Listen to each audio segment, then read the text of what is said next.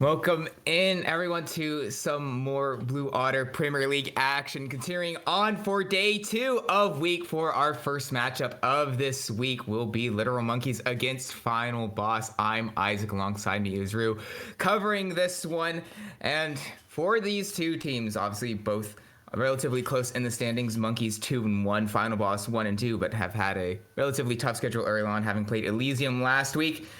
But on the side of Final Boss, they will be missing Rue, their support. The support of the week last week, and all the while talked about players of the week in their respective roles. On the side of Literal Monkeys, Cooper and Emerge also having a pop-off week there against TSI. So not being down, not having their full strength roster on the side of Final Boss has been a little bit of a recurring theme from them, and we'll have to see how they can manage it up against the Monkeys team, who are looking to be at least a little hot after last week. Yeah, I mean, a victory over TSI is useful. Don't get it twisted, but it's not like the be all and end all of your season, right? TSI are a team that if you want to compete, you need to beat. Monkeys taking care of business last week. Have to see if they continue that into this one here. Whereas, as you said before, like that, the run that Final Boss have had so far, it's not been kind to them, right? Playing against Elysium, the first team to take a map off of Elysium, by the way, still ending up in a defeat, doesn't feel great for them. Before that, they've already played against Aspire as well, who were unbeaten, headed into yesterday's series. And then before then, they took care of business against Dorado and we won, right? So Final Boss have played the two top teams so far, and then a team kind of similar in table to where they themselves are at right now. So overall, Final Boss looking to hopefully for them come back into contention, come back into the whole of Blue Otter Premier with a victory today over a team that's just a little bit above them. If they win, they get to switch places. That'd be nice.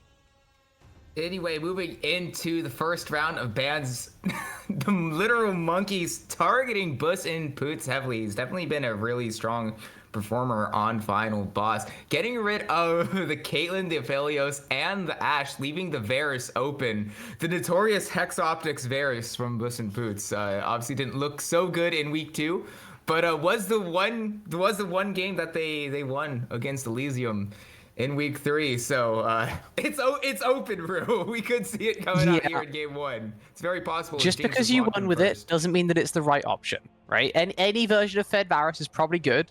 Lethal tempo on hit and lethality I would take above crit, but hey, to each their own.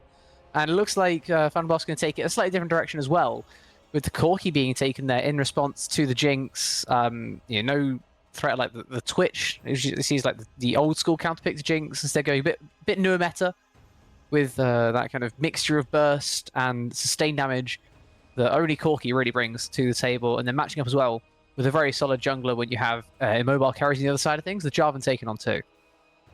Yeah, the Cataclysm makes it really difficult for the likes of Jinx to be able to escape, especially with the flash down. It makes it such a big cooldown timer, much larger than it already is, but a little bit of a throwback to last Worlds with the Wukong getting locked in immediately as a response, coming in for the side of the Monkeys. And of course, I'm always a fan of name synergies, and so getting Coop on the Wukong definitely going to be feeling really good for them. I mean, any 80 bruiser jungler is just always a solid option, and Ari going to follow it up again with that mixed damage profile coming through in the mid lane. That has always been really good to get your hands on.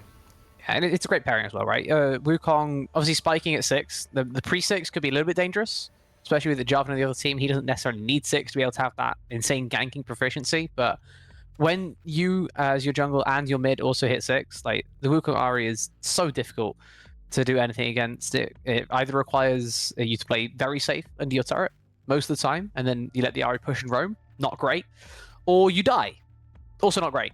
So Final Boss, I'm gonna have to work that one out a little bit, but they will, of course, be turning back to a source of comfort for them in Ishan, who has been playing a whole lot of mid laners, as you would expect. But Victor, I think, in this situation, would be lovely if they let it get through. That's one of those you can sit under turret with, and you're not even too mad about it. You can just kind of exist, you neutralize whatever's happening, and as long as you can stop that Ari and Wukong from getting too much damage dealt elsewhere on the map, then you're probably pretty happy.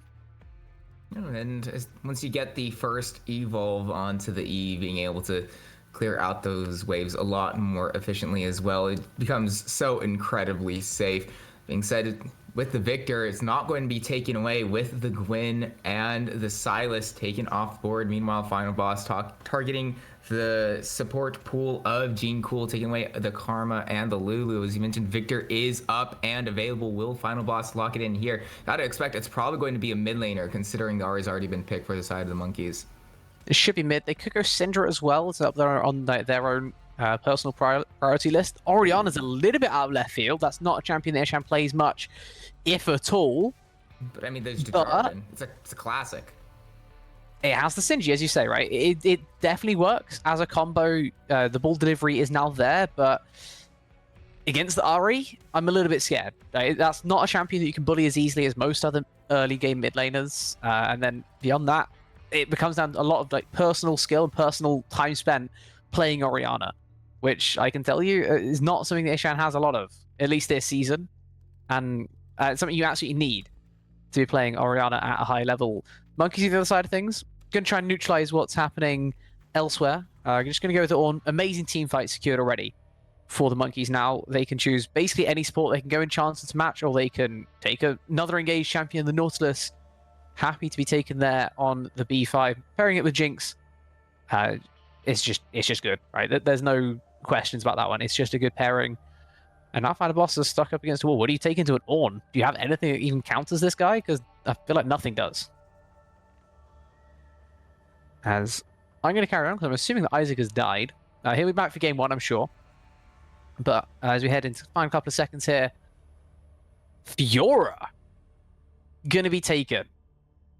Okay. Now, I said that Ornn doesn't have many things he doesn't like playing into. Fiora might be one of the few things he doesn't like playing into. This is a champion that can destroy him at kind of every level of the game. You can beat him early.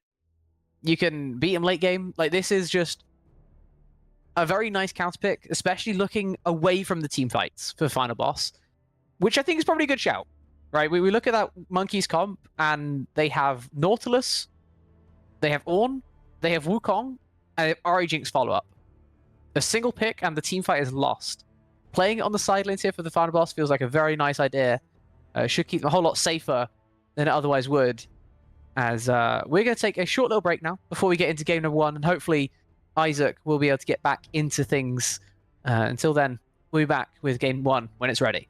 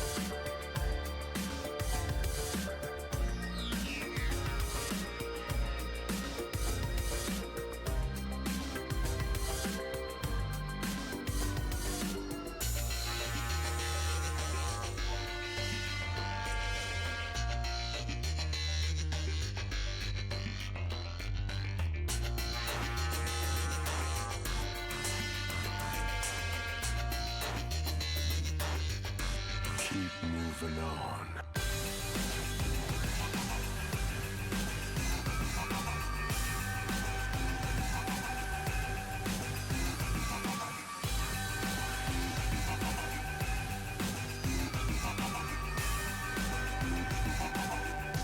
Keep moving on.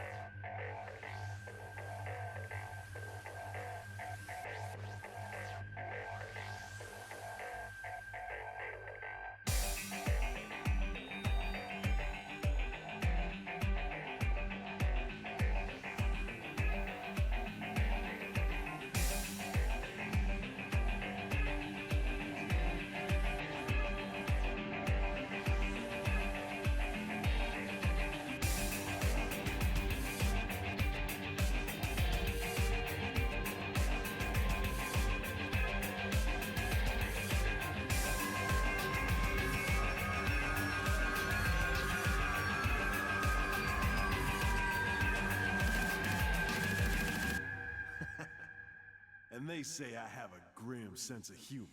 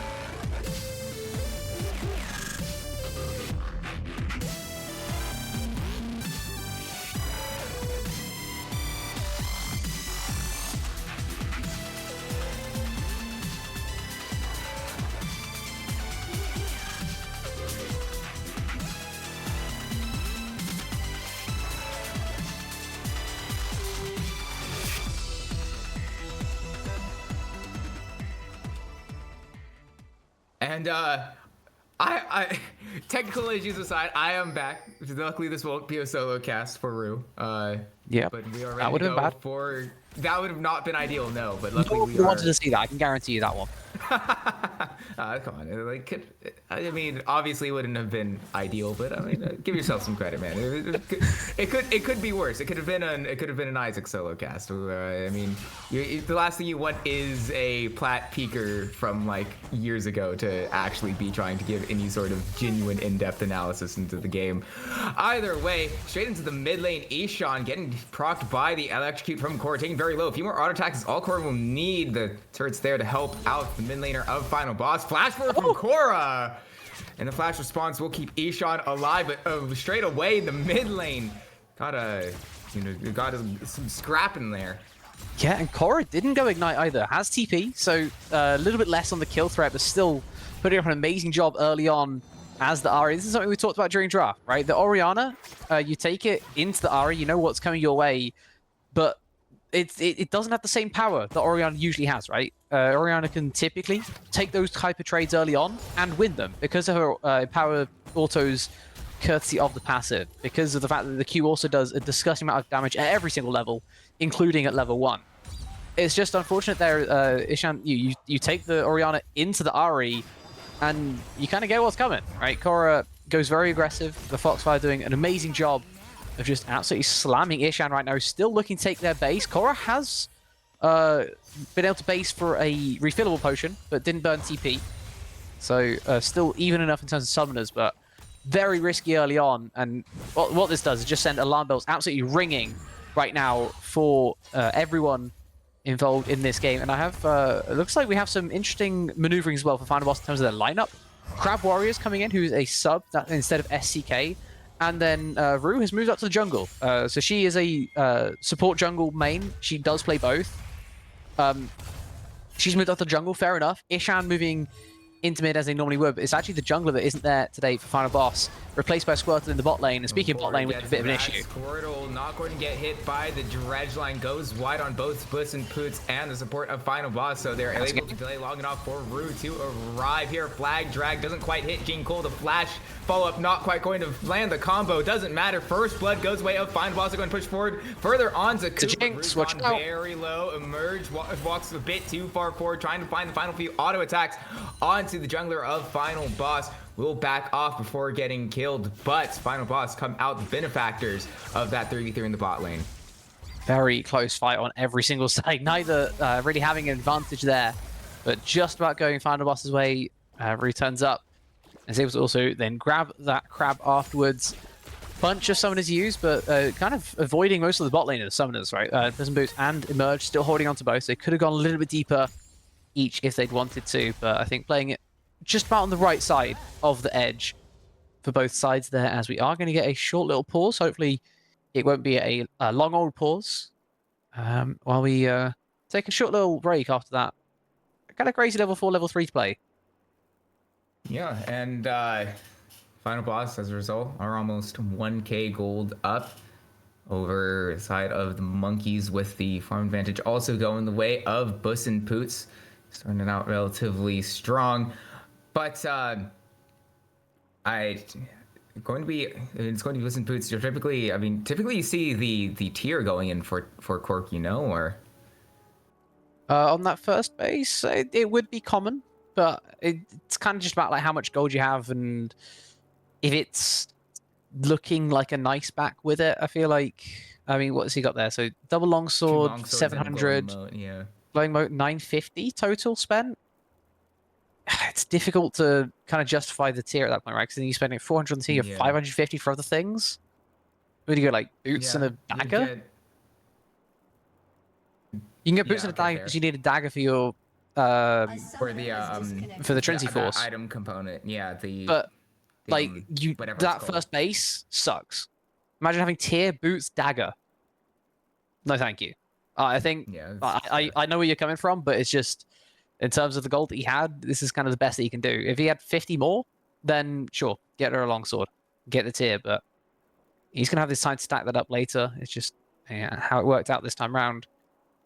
It wasn't allowed to be, as someone who has bought a tier early on is Maxwell. Looks maybe going towards Fimbulwinter.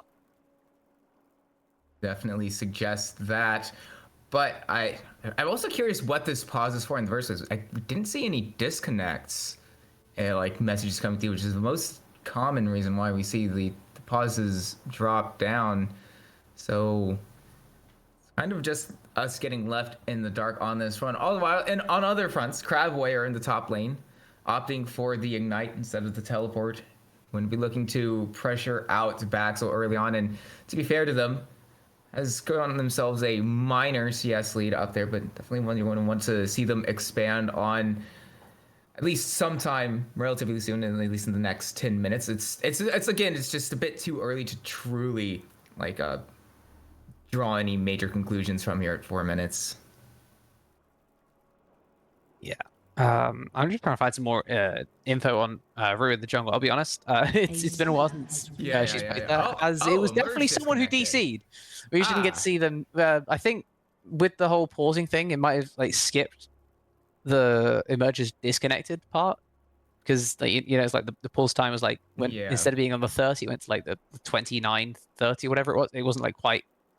So maybe that's what avoided it for us. But yeah, I'm trying to find some games of replaying in the jungle, because I say that it's a role that she does play in other leagues. Like she plays a lot in draft league that all of Final Boss is from, but it's not her main role, right? She is a support mostly. It's just I'm trying to find some info and I'm struggling to find where I can find it.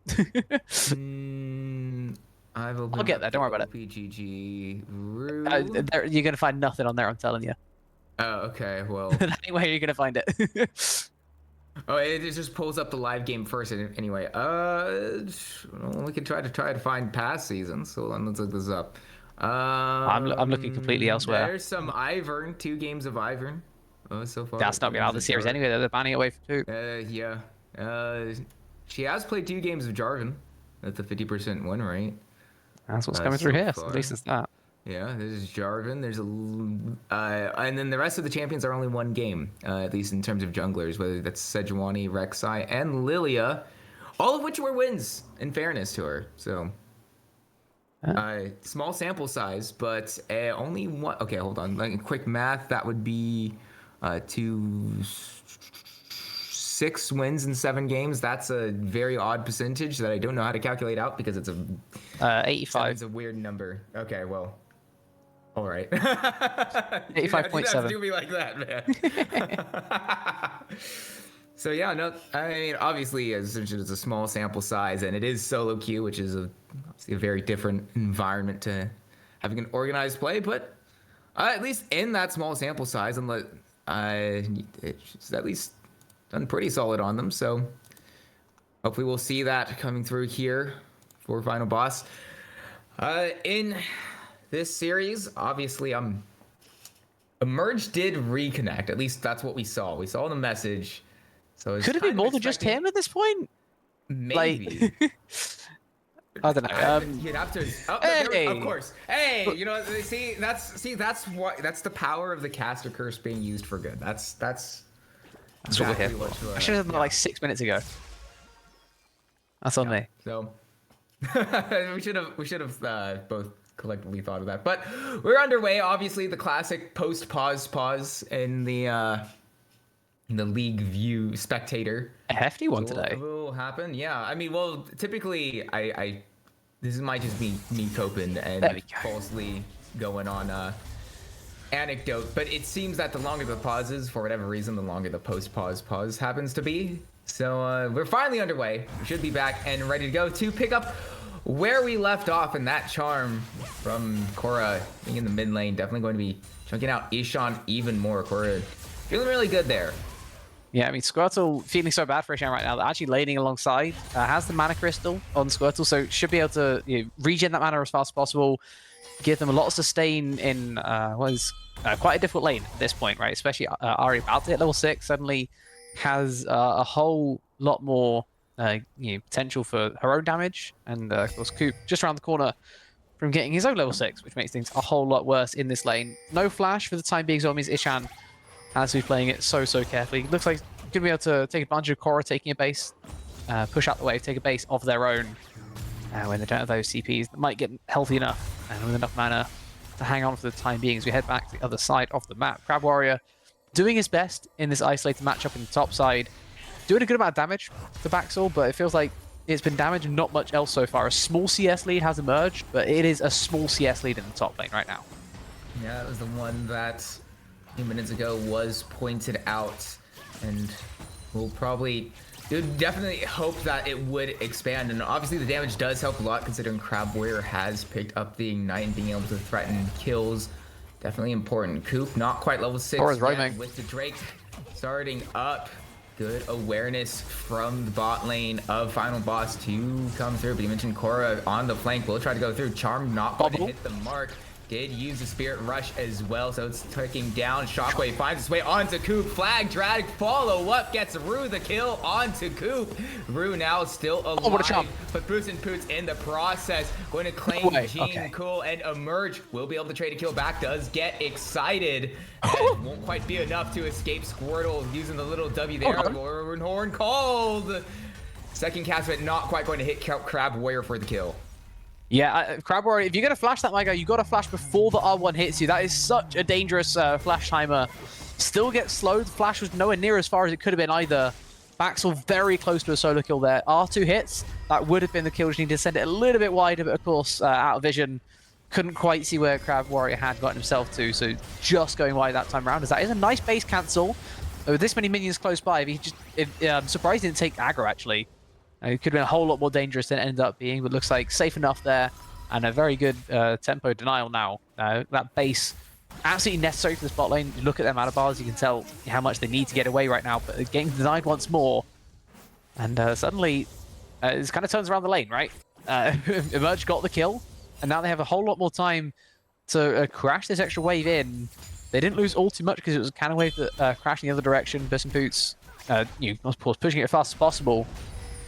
But now he's not there to catch this wave here, which they would have been without that double counts there by Jean-Cool. Amazing tempo play by the Nautilus. They may be down 0-2, but they're still doing a very good job while the Drake is still taken by Rue in the bot side. Yeah, Coop, it was That's a dangerous gank. on the top side. Flag drag comes through. Charm lands onto Rue. There's no ult available for Korra, but they did have the flash, so it would have been very ambitious either way, especially with the kill alert. Is that the objective alert? The global.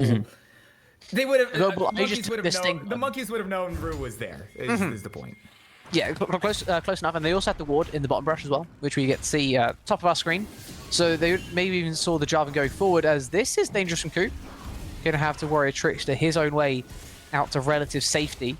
Just a little bit too far up, trying to contest the grubs just after that first rate was taken.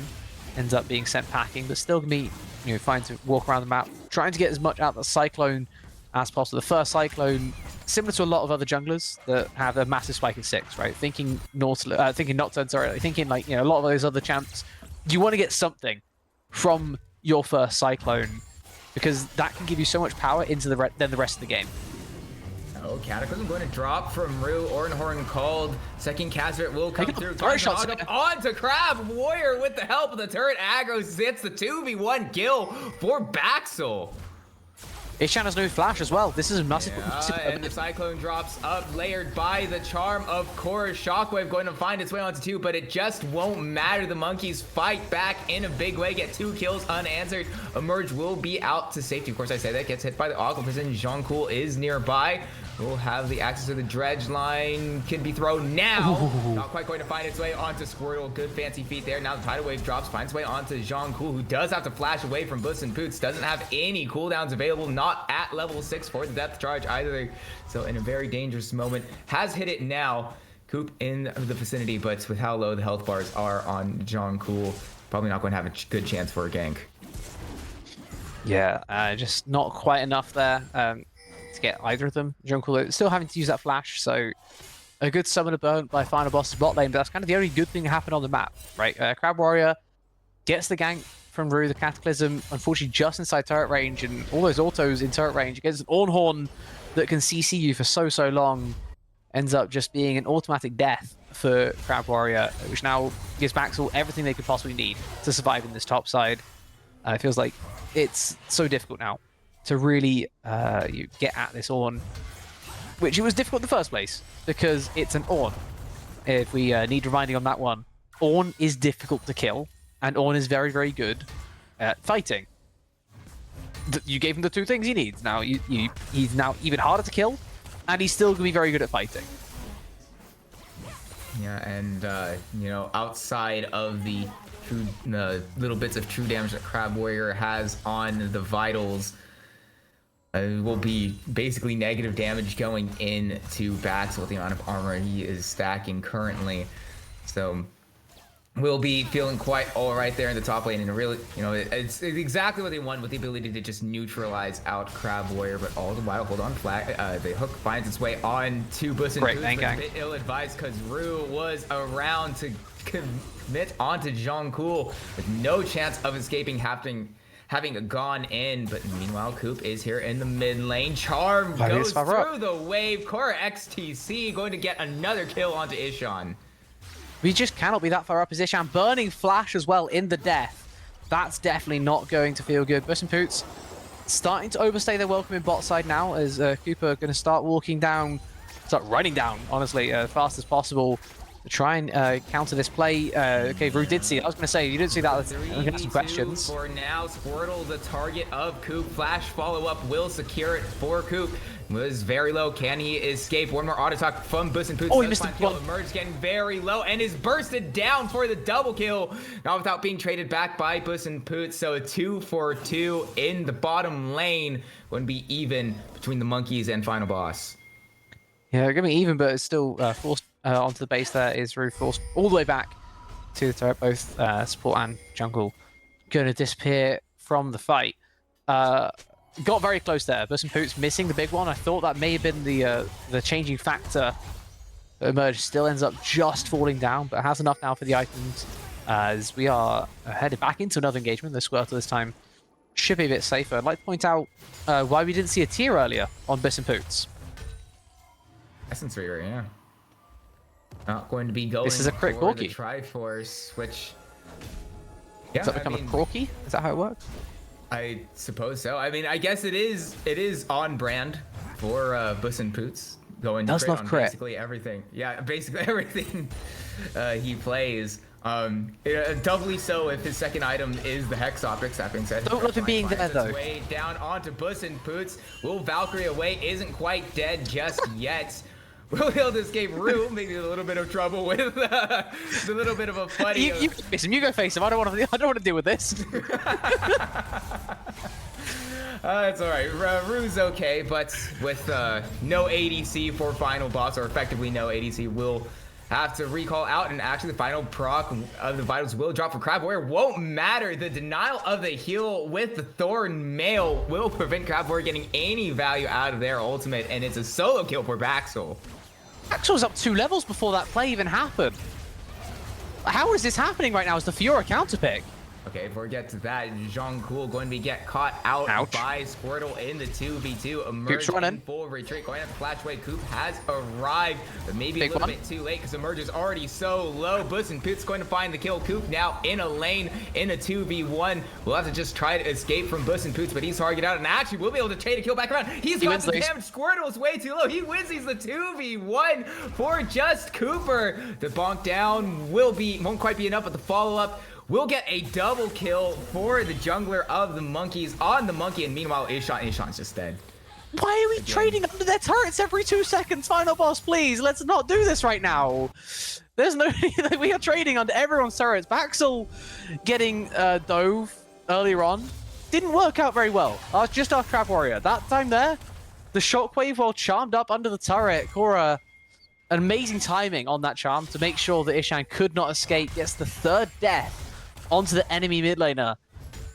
Cora really starting to profit from all of the attention that they've received from Coop, and then now able to be strong enough to just get a solo kill. And then back down to bot side as well. It's a jungler with Sundered Sky. He gets 2 Sundered Sky procs, suddenly he's back at half HP. Not surprising he can 1v2 after it took everything that Buss and Poots had to just about get that first kill there onto Emerge. This game is literally anyone's win right now. It is a exactly even in terms of gold game. Only difference probably the team comps, which is gotta say at this point, Monkey's favorite. Yeah, that, and also a lot of the gold is spec onto Bus and Poots so far with those 5 kills. Is a bit more evenly spread on the side of the monkeys. That being said, a lot of it is on the side of Core XTC. Will definitely be our main points of focus going on into the mid game, which will spot out from Rue trying to find dangerous a merge. Will get no flash, them, but Flag Drag drops down. Cataclysm has enough to be able to secure the kill, probably on the own. Yep, that's a solo kill for Rue. The teleport down from Korra has arrived. This really big member of the monkeys will do their best to try to turn this fight around. Rue getting burnt down. Flash word from Korra will find the kill. Will get another charge of the Spirit Rush as well. All the while, Bus and Poots gets Jean Cool, but not while Core XTC gets a double kill and another charge of the Spirit Rush, but on the wrong side of the map. Can they find a way onto Bus and Poots? Charm not going to hit the mark. Orb of Deception not going to hit Bus and Poots. Really good fancy footwork from Bus and Poots, but Coop has arrived. And they're a bit too far away from anywhere around. Bus and Poots will get the kill onto the turret. Not before Coop will be able to trade it back, and now Ishan just doesn't have enough into the tank. Coop's way too fed. Bonk down will eventually come through. That's Coop another flash. getting his 6th kill of the game, and to mention Ishan flashing away to no avail. Not going to have that available to them for the foreseeable future. Every 5 minutes it feels like on cooldown, Ishan is just getting his only survival tool just burnt. Every time. It does not feel like it's a fair fight right now that Ishan is being forced into, as this also does not feel like a fair fight. So absolutely running over Crab Warrior. Thornmail versus Ravenous Hydra. Good luck to you, sir. This is disgustingly strong right now. Thorn up about a level and a half in terms of total XP. Has been at level 13 for a little while. Crab just ticking up to 12. Top lane could not be going much worse for Final Boss round. That was the one lane they were meant to be winning pretty convincingly. Lucky for them, they have got positives going elsewhere on the map. The Corki Nami doing an amazing job so far into this Jinx Nautilus, but the mid and top right now, the solo lanes really struggling. Yeah, and it is that Corgi that will be the sign of life for Final Boss. But if there is one that you want to be able to have in general, I think the extra gold that you get with the ADC role quest coming through, it definitely allows it to be able to get out of hand a lot quicker. Especially you see Bus and Poots already over a whole item up on Emerge, but all the while Rue will have to escape with the Flag and Drag. Will not have to flash down to half HP though. There's nothing on the map for them to really capitalize on the side of the monkeys. Yeah, and they can get straight back up to full HP as well, because there's 2 counts on the top side, but you got to be careful of mid. Oh, but the hook finds its way onto Bus. Here comes the EQ. Will to get away. Actually, it's onto Squirtle, mistaken. Coop now getting very low, but won't be taken down. Is able to clone himself away. Shockwave gets it down onto 3, but it's not nearly enough damage. Ishan's way too far down to really counter the punch that the monkeys have thrown away at Final Boss. 2 kills go unanswered, and with the Drake spawned up, that'll be the second of the game to the literal monkeys. Yeah, and the first play would have been absolutely fine, right? Rue was able to escape with the Flag and Drag, got back to the turret, amazing buffer, with all that CC that could have come their way, but then it was the second play that ends up being so much worse for Final Boss. The team fight, we talked about it before, the team fight 4v4, 5v5, it's so monkeys favored. The amount of CC they have, the amount of damage they also have alongside that CC, as soon as they get one pick, this Jinx goes absolutely nuclear, and then with Hex Optics, goes nuclear at extended range. Emerge right now being set up to absolutely carry this game, and I feel like that should have just been the disengage angle. I feel like if Rouge goes up, takes the Raptors, then you can turn back up for a fight. You can look for whoever you want, but you starting the fight on half HP, it was kind of a precursor for how that fight ended.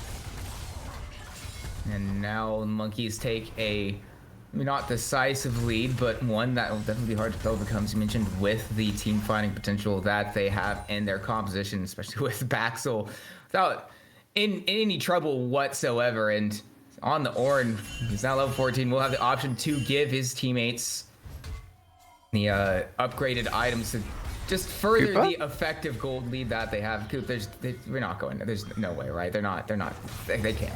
That being said, Jean Cool can be targeted. The depth charge finds its way onto Squirtle, but I mean, Nautilus is not nearly tanky enough to be able to get out of the way with an 8-kill Corki in the vicinity. So it is a kill back to the side of Final Boss, but an option for the Monkeys is to just focus their side in the top lane and be able to trade back, a few more tower plates and that top lane tier 1. Yeah, I feel like you could have had a very similar impact to that play as Cooper if you just dropped the Herald and then ran away, because now you might be getting caught out on your retreat. Looks like we'll be able to Warrior Trickster his way out to safety. Follow-up CC not quite there in time for Final Boss, and actually roaming up to mid is costing them tier 1. Ishan's drops down. Ishan once again caught. We've said that a lot so far this game, but the shockwave is able to delay long enough. Shutdown finds way onto Puss and Poots. That'll be a really big one for the Corki. Emerge did get excited to be able to escape fully. Jean-Cool and Coop has arrived. Maybe a little bit too far from Becca. Emerge going to be shielded up so much with the locket. A really good Cyclone to stop the Valkyrie of Puss and Poots. Flashes forward to be able to secure the kill and get another shutdown, but not without having to go down in the process. Jean-Cool going to kill Puss and Poots. Puss and Poots. All these names get you so it's every time, isn't it? Names, I'll give you that one. But overall, another positive fight for the Monkeys. They look to keep building that lead. It's a bit scrappy. Maybe we can maybe throw around the unnecessary word as well. I feel like under the enemy tier 2, probably don't need to be there. Good shockwave to punish there by Ishan, but it just does not do enough damage right now. Like, put it simply, it does not do anywhere near enough damage to keep this Orianna safe, to keep this Orianna alive. It does have enough CC though to allow that extra turret shot to get onto Korra. Looks like Flash may have just been down, where they weren't able to escape from that one. But then the chase onto Emerge, way too much there for Final Boss. The unnecessary switches sides is just... It's not a fight that you can realistically take. I know why they're looking for it. Emerge having burnt their Flash in the previous play. It's very tempting, I have to admit, to go looking for that Jinx. But as the jungler there, it's just too far by yourself. And now Korra's looking to punish Crab in a side lane. We're going to try to find yet another solo. Flash. Charm going to go wide. Wow. Won't matter with the Spirit Rush available. We'll have one charge rate less, holding onto it as long as possible. Flag drag will force the Flash away from Korra, but Korra had already done damage onto Crab Warrior. Wow, that was insane inside lane. I thought that was a good flash away there from Crab. I thought he was going to be able to escape. Cyclone going to find his way onto Squirtle. Flash over depth charge targeting the support of Final Boss will be killed. Teleport not nearly in time to help out Squirtle, and so another kill goes the way of the Monkeys unanswered, with Final Boss just have no answers to. Yeah, and it's another unnecessary, right? I feel like I'm overusing the word, but it still fits. Like, we just don't need to be there as Final Boss. Your top tier 1 hasn't existed for the past 5 minutes or so. That shouldn't be a surprise that it isn't there. We don't even need to be looking at that play. Okay, so Ahri has no flash, no ultimate. She still has 5 teammates that can come running up whenever she needs it. Wukong there to assist, Coop putting in an amazing performance so far. And it's very deserving of that massive shutdown that he now carries around with him. Level 14 as well on the Wukong, and while all that's happening, you end up losing so much on the other side of the map as well. Your Corki roams up, he misses a mid-wave. Your top laner dies, they get punished on the other side of the map by Baxel split pushing on the Ornn with no one there to respond. It feels like everything right now is working into Little Monkey's favor. The side lanes are going their way, and the fights are going their way because of their team comp. It feels like they should have had one or the other, but they're getting both. And speaking of Coop, you mentioned him earlier, has finished the Guardian Angel as well. Orenhorn called, not going to hit the mark. That's a pretty big cooldown. Not going to be available for this fight. As you mentioned, no flash on Puss and Poots.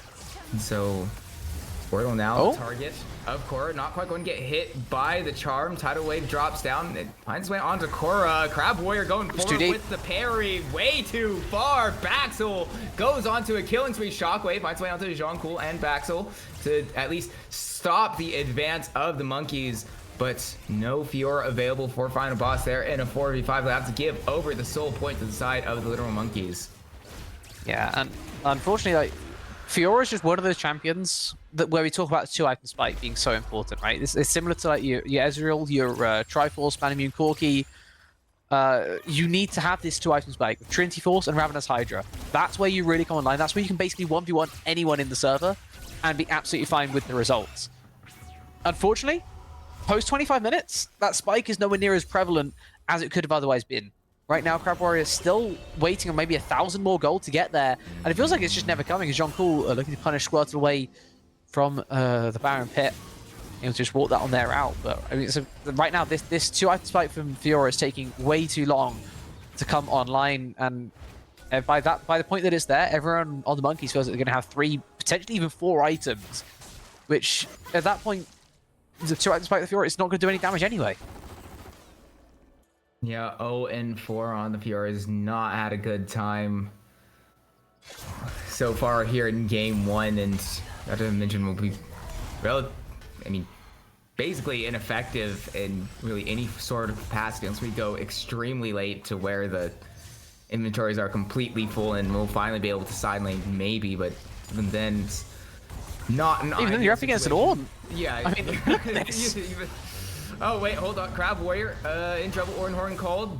We'll be able to parry the second cast of it, and we'll get the heal up from the ults. It just won't matter. Crab Warrior getting burned down. Flash forward from Baxel. Gets his 4th kill of the game. 0-5 on Crab Warrior. This is exactly not what the final boss would have won, is having saved that counter pick for Crab Warrior. It's just Emerge. Emerge. Going out to flash away from the Valkyrie. Hold on. Won't quite get enough. Emerge still low. Emerge will finally get killed by Puss in Boots, but it takes way too much, and the rest of the Monkeys collapse down. Coop goes godlike, finding a kill onto Squirtle. There's only 2 remaining members of Final Boss. Luckily, Rue is the one who's alive, so the Monkeys not quite going to target the Baron just yet, but still, it's just been all Monkeys ever since around the 12th minute. Not been much of an answer for Final Boss. Yeah, I mean, they can go to the Baron whenever they want as well. If they want to take this mid to 2 first, then at the fair play, go nuts. It's all yours. Choose not to hit it there. Just waiting out the time, seeing if they can make a second play. They are scared of the Baron steal, makes sense. You don't want to take on an additional risk at this point. You already have a 6k gold lead. You feel how strong you are compared to the enemy team at this phase of the game.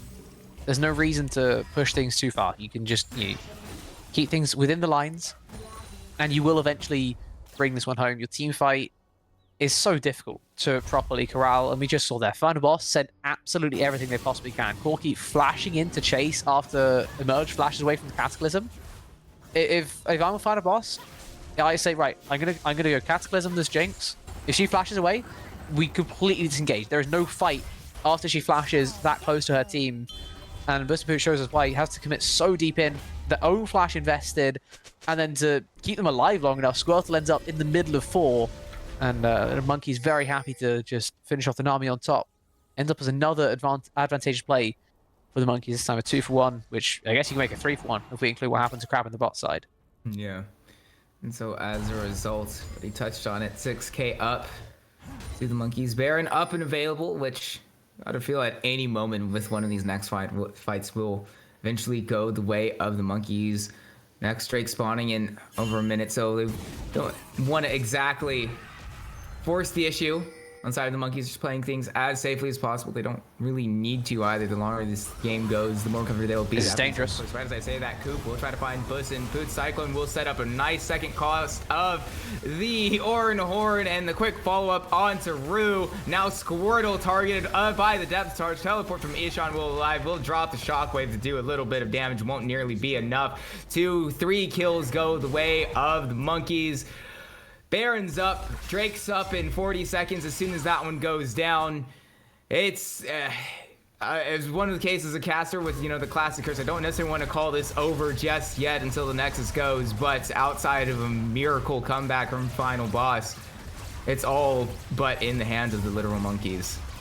Yeah, I mean, if you don't want to, I will. I think this one is pretty over. Right? Infernal Soul in 20 seconds, anyone?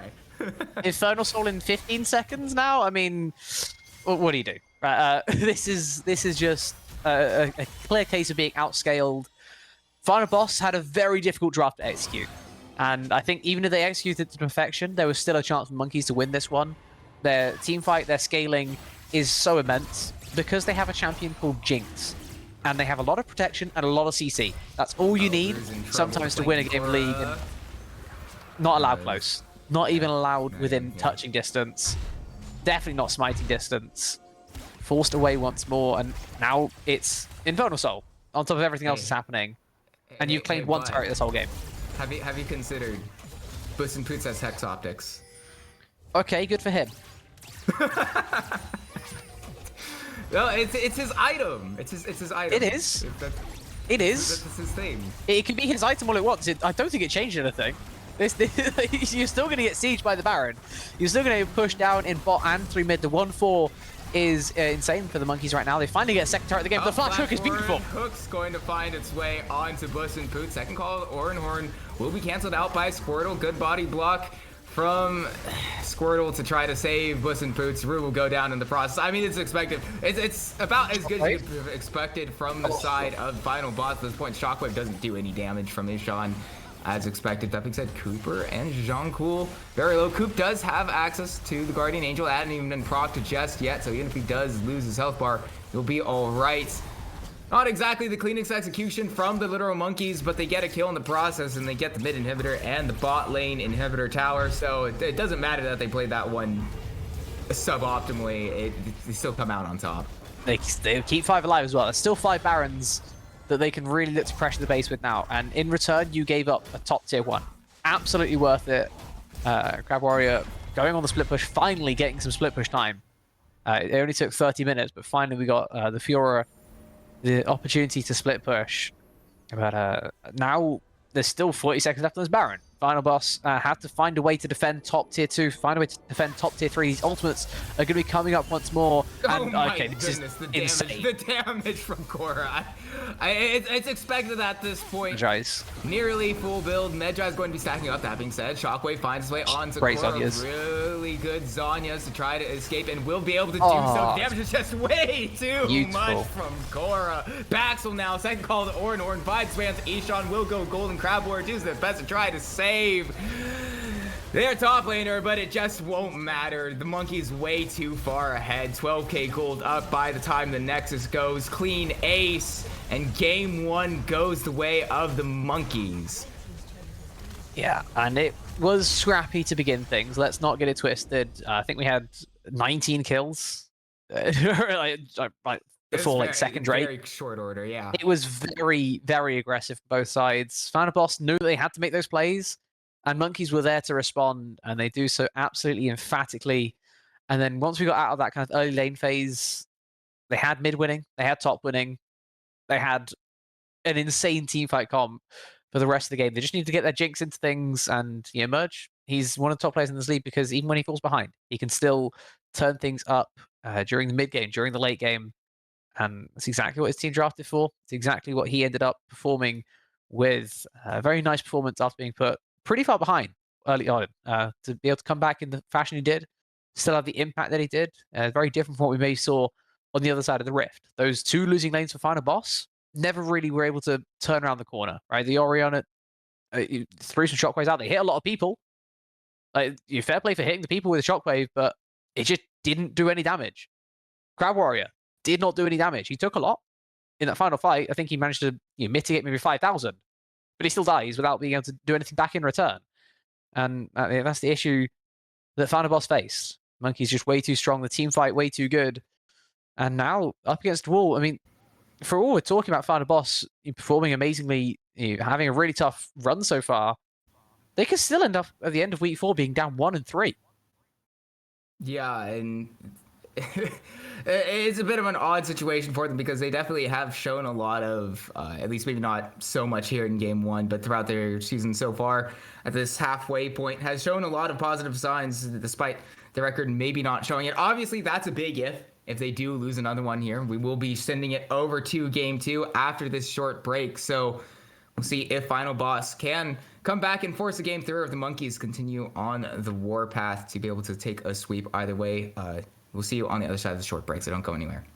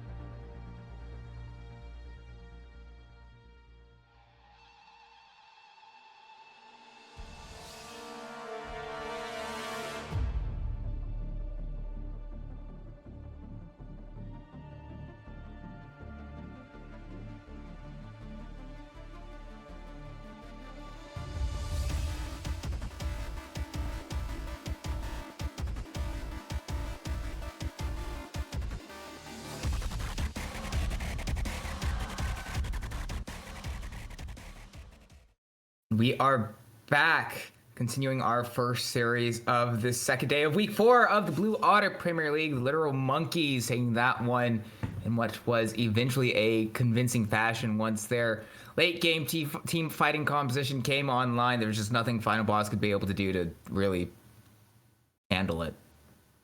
No, it was pretty rough. As soon as that, as soon as it seemed like really got online, it was kind of just over from there. But sure, looking for a bounce back at the very least here, our Final Boss, as we are just getting ready to head into draft nice and shortly for you all.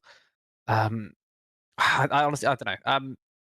It feels like everything for Final Boss that game kind of went wrong in draft. It's a bit of a cliche sometimes to blame it all on what happened before you even got into the server, but it kind of feels like that way. I have to be honest. Final Boss just lost their way a little bit on their second rotation, ended up with some very difficult lanes to end up playing. The Oriana into Ari, not the most fun of times.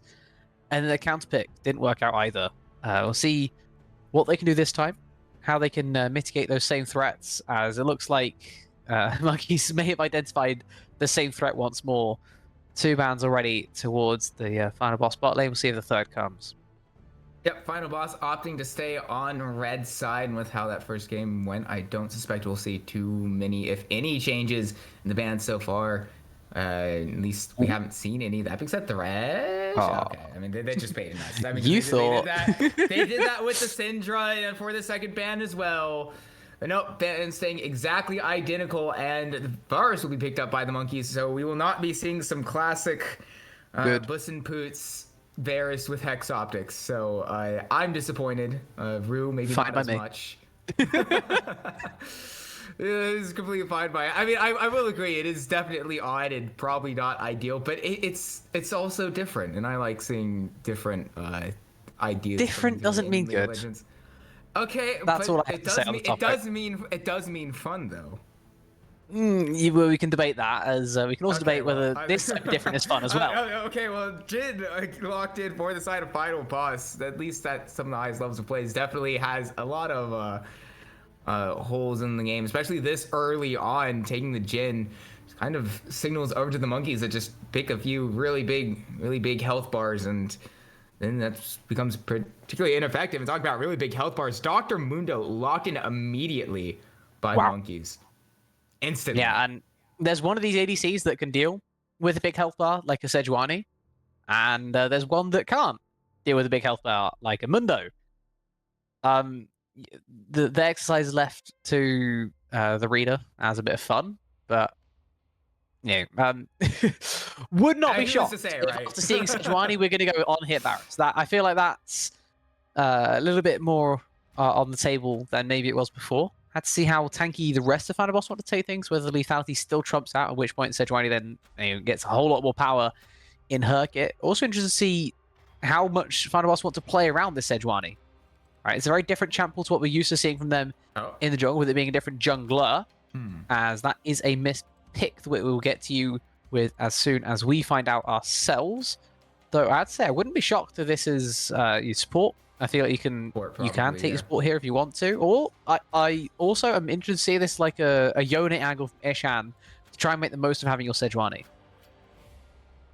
Definitely combo very nicely for Final Boss if it was the Yone. Obviously, we'll eventually get what that pick was to you. Are they going to... Okay, I was about to say, did something happen with Final Boss? They left that ban on the Mel really long, and I started to get a little bit concerned that maybe their coach or whoever their drafter may have disconnected, and we might have had some issues that needed resolving, but we'll be fine in the end. This is eventually that Mel ban, but continuing on from last game, the Gwen is taken away. Picked, is that Bard? Bard. Okay, oh, Bard. Right, okay. Good mitigation as well of the Pot Blossom. If you can identify Pot Blossoms coming like very early on, you can dodge it that way, but that's kind of the risky way to take things. Instead, you just ult someone else. You can try and mitigate the damage, but it's dangerous. Just throw it somewhere else and make sure they don't have any follow-up on said Pot Blossom. You'd probably be A-okay. I guess that's why we're seeing so much prayer right now on the mid lane and the top lane. Final Boss wants some protection for when they blind. Monkeys wanting the same in response, though. I mean, the Gwen could just be protection of Mundo pick, because that's interesting. I guess this is technically double flexible as well. Shen Sejuani could both be headed up to the top side if they want it, as we had to potentially Mordekaiser here for the Monkeys. It is the hover for the Monkeys. And definitely give them a big bonk available to them, and also being able to, send people to Brazil, isolate out individual targets definitely feels really nice, and it will be the lock in for the Monkeys. And if my knowledge is correct, I feel like that is maybe a bit more impactful into the Sejuani, so probably see the Shin top, because obviously Mordecai is very reliant on getting his passive procced, and it's a little bit harder to do that when Shin can just deny auto attacks. Yeah, it's still very good lane into the Shen, though. That's something to point. I think this is just good into both. It feels like Sejuani doesn't have a fun time into Mordekaiser, either does the Shen. As that's further than left field. We have reached foul territory. Yeah, it might actually be a foul from the Monkeys, locking in Akshan, presumably for Korra. I have not seen this champ played pretty much ever since he released. I mean, I don't. I don't even know what to say. Rise locked in for the side of final boss. That one is a little bit more standard and a lot more powerful. At least I think. Of course, it's one of those things that you say just assume, because obviously Rise, especially once he hits 3 items, gets the actualizer, presses actualizer, does bajillion damage to whoever he looks at. Funnily, meanwhile, Akshan it's like obviously you want to say probably Rise is better, but I haven't seen Akshan played in so long. I don't actually know. I'm looking at statistics, and I think what they did, I'm not even going to kid you, I think what they did is they looked up Akshan on your favorite website for looking up champions, and they looked at their matchups in mid lane, and they said, I don't play much Yasuo, don't fancy that one. We don't have enough AP if I go Yasuo. I don't play Diana mid much either. Brand, bit much. And then they went, next up, Rise. They've literally looked up, I was like, you know what? This is apparently a good matchup for me. I play Rise. Let's do that one. I think that's as deep as it goes. And sometimes that's kind of as deep as it can go, because you don't have much info, right? If the Akshan comes out of absolutely nowhere, you're not used to playing into it all too much. You may have had a little bit of experience playing against your Akshans in solo queue, but I think they've literally just looked across the line and said, apparently Rise is good enough. And it looks like it doesn't come through the lane phase. It is from that outscaling, as you're hinting at. Rise has immense scaling that Akshan, even with his more ADC focused gameplay, doesn't quite match up to. So yeah, it's just a crazy second rotation once more from both these teams. As I feel like we have something resembling normality through the first 3 picks, and then everything breaks. Yeah, I mean, I would hazard say maybe the 4th pick, because the Mordekaiser was into the Shin as a counter pick. Mordekaiser makes sense. Shown by fun. Yeah. I'm positing that it was the first 4 picks in which things were normal for the Monkeys, and not. Yeah, but the Shen was the Shen's a bit weird as well. It's like the second rotation of picks for both these sides. Wait. Okay. Wait. I thought we were talking about specifically just the Monkeys. Yeah, no, the Shin. Okay. Yeah, both sides. They don't escape this. Okay. Oh well. There's no escaping this one. Okay. If we're getting chaos, let's get chaos. That's all I'm saying. I mean, at that point, if we're getting chaos, I guess Mordekaiser does provide a lot of chaos, obviously, as mentioned, with the ability to send people to the death realm. Throws some lopsided fights into the mix. So I guess that adds to the chaos. But I mean, yeah, Akshan it's just the point in which this game. All eyes will be on Korra, which, to be fair, in game 1, considering how Korra popped off on the Ahri, I mean, we're going to be watching them closely anyway, and I mean, might as well do it on something that we've not never seen before, but rarely ever see these days. Yeah, something I do think is important to point out, and while Korra had an amazing Ahri game, he does play mostly bot laners. He does play mostly ADCs in particular, like a lot of Jinx, a lot of Caitlyn, Aphelios, Draven, Ezreal, Kai'Sa, a very wide range of ADCs that this guy likes to play.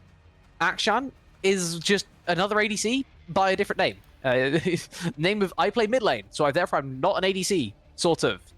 Similar mechanics, similar ideas, a lot of transferable skills from one to the rest. So we'll see how that Akshan is able to be piloted as again. This is just odd. There's not much else to say. It's just odd.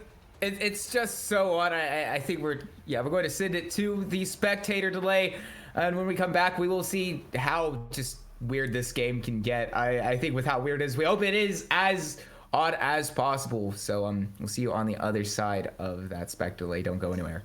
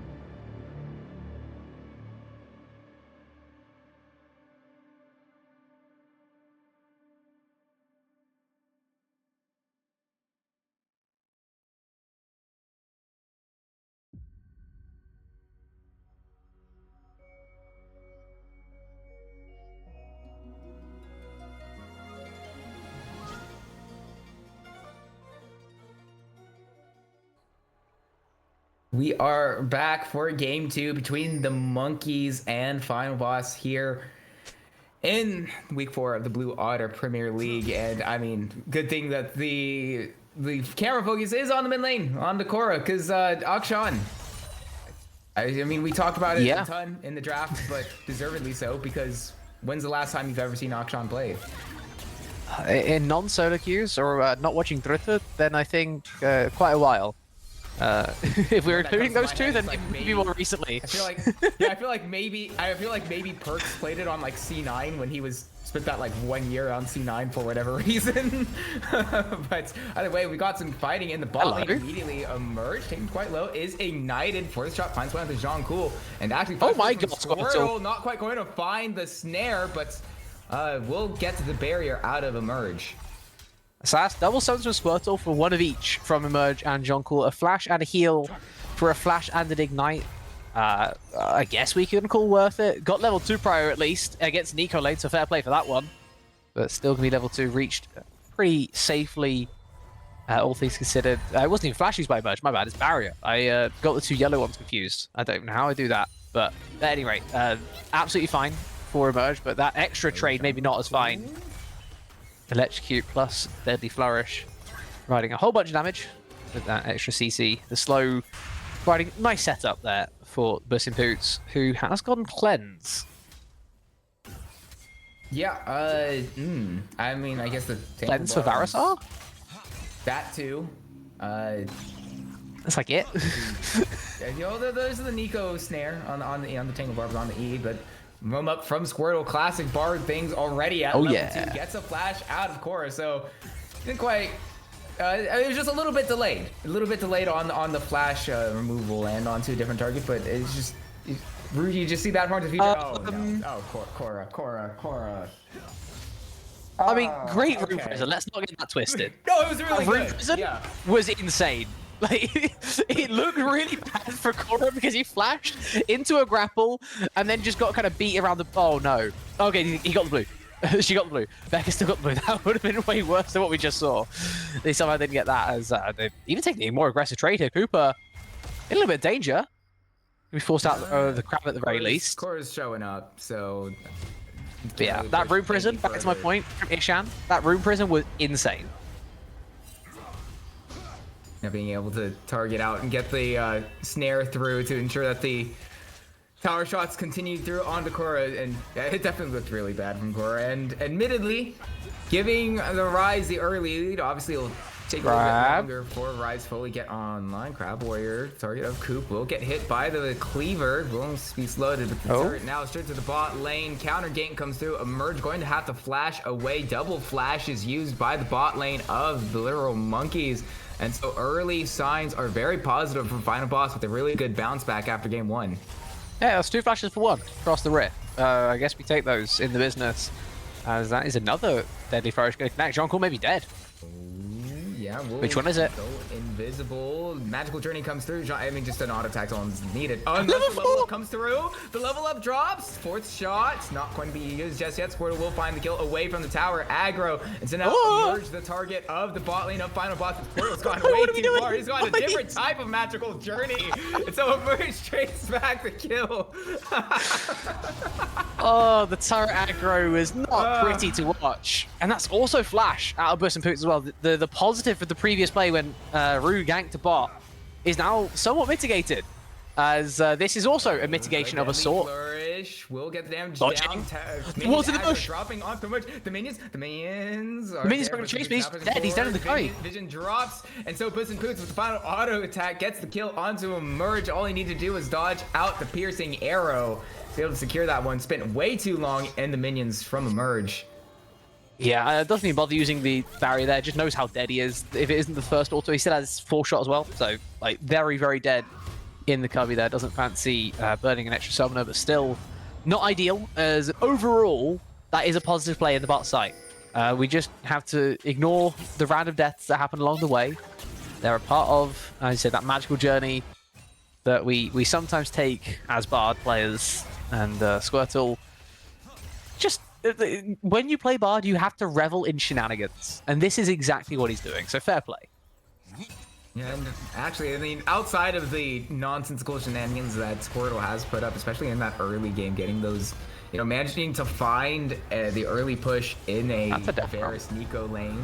Death row dropped onto Crab Warrior. Obliterate drops, but a little bit too close to the tower, so won't be able to secure the solo kill from Baxel, but will be able to get himself some extra damage down onto the Crab Warrior. Will probably force a recall without having teleport, so will be overall positive play. That being said, Squirtle now on another magical journey gets Rue onto Emerge, but not enough damage is dropped onto the ADC of Final Boss. Counterpunch will get Squirtle quite low, and now Crab Warrior living dangerously.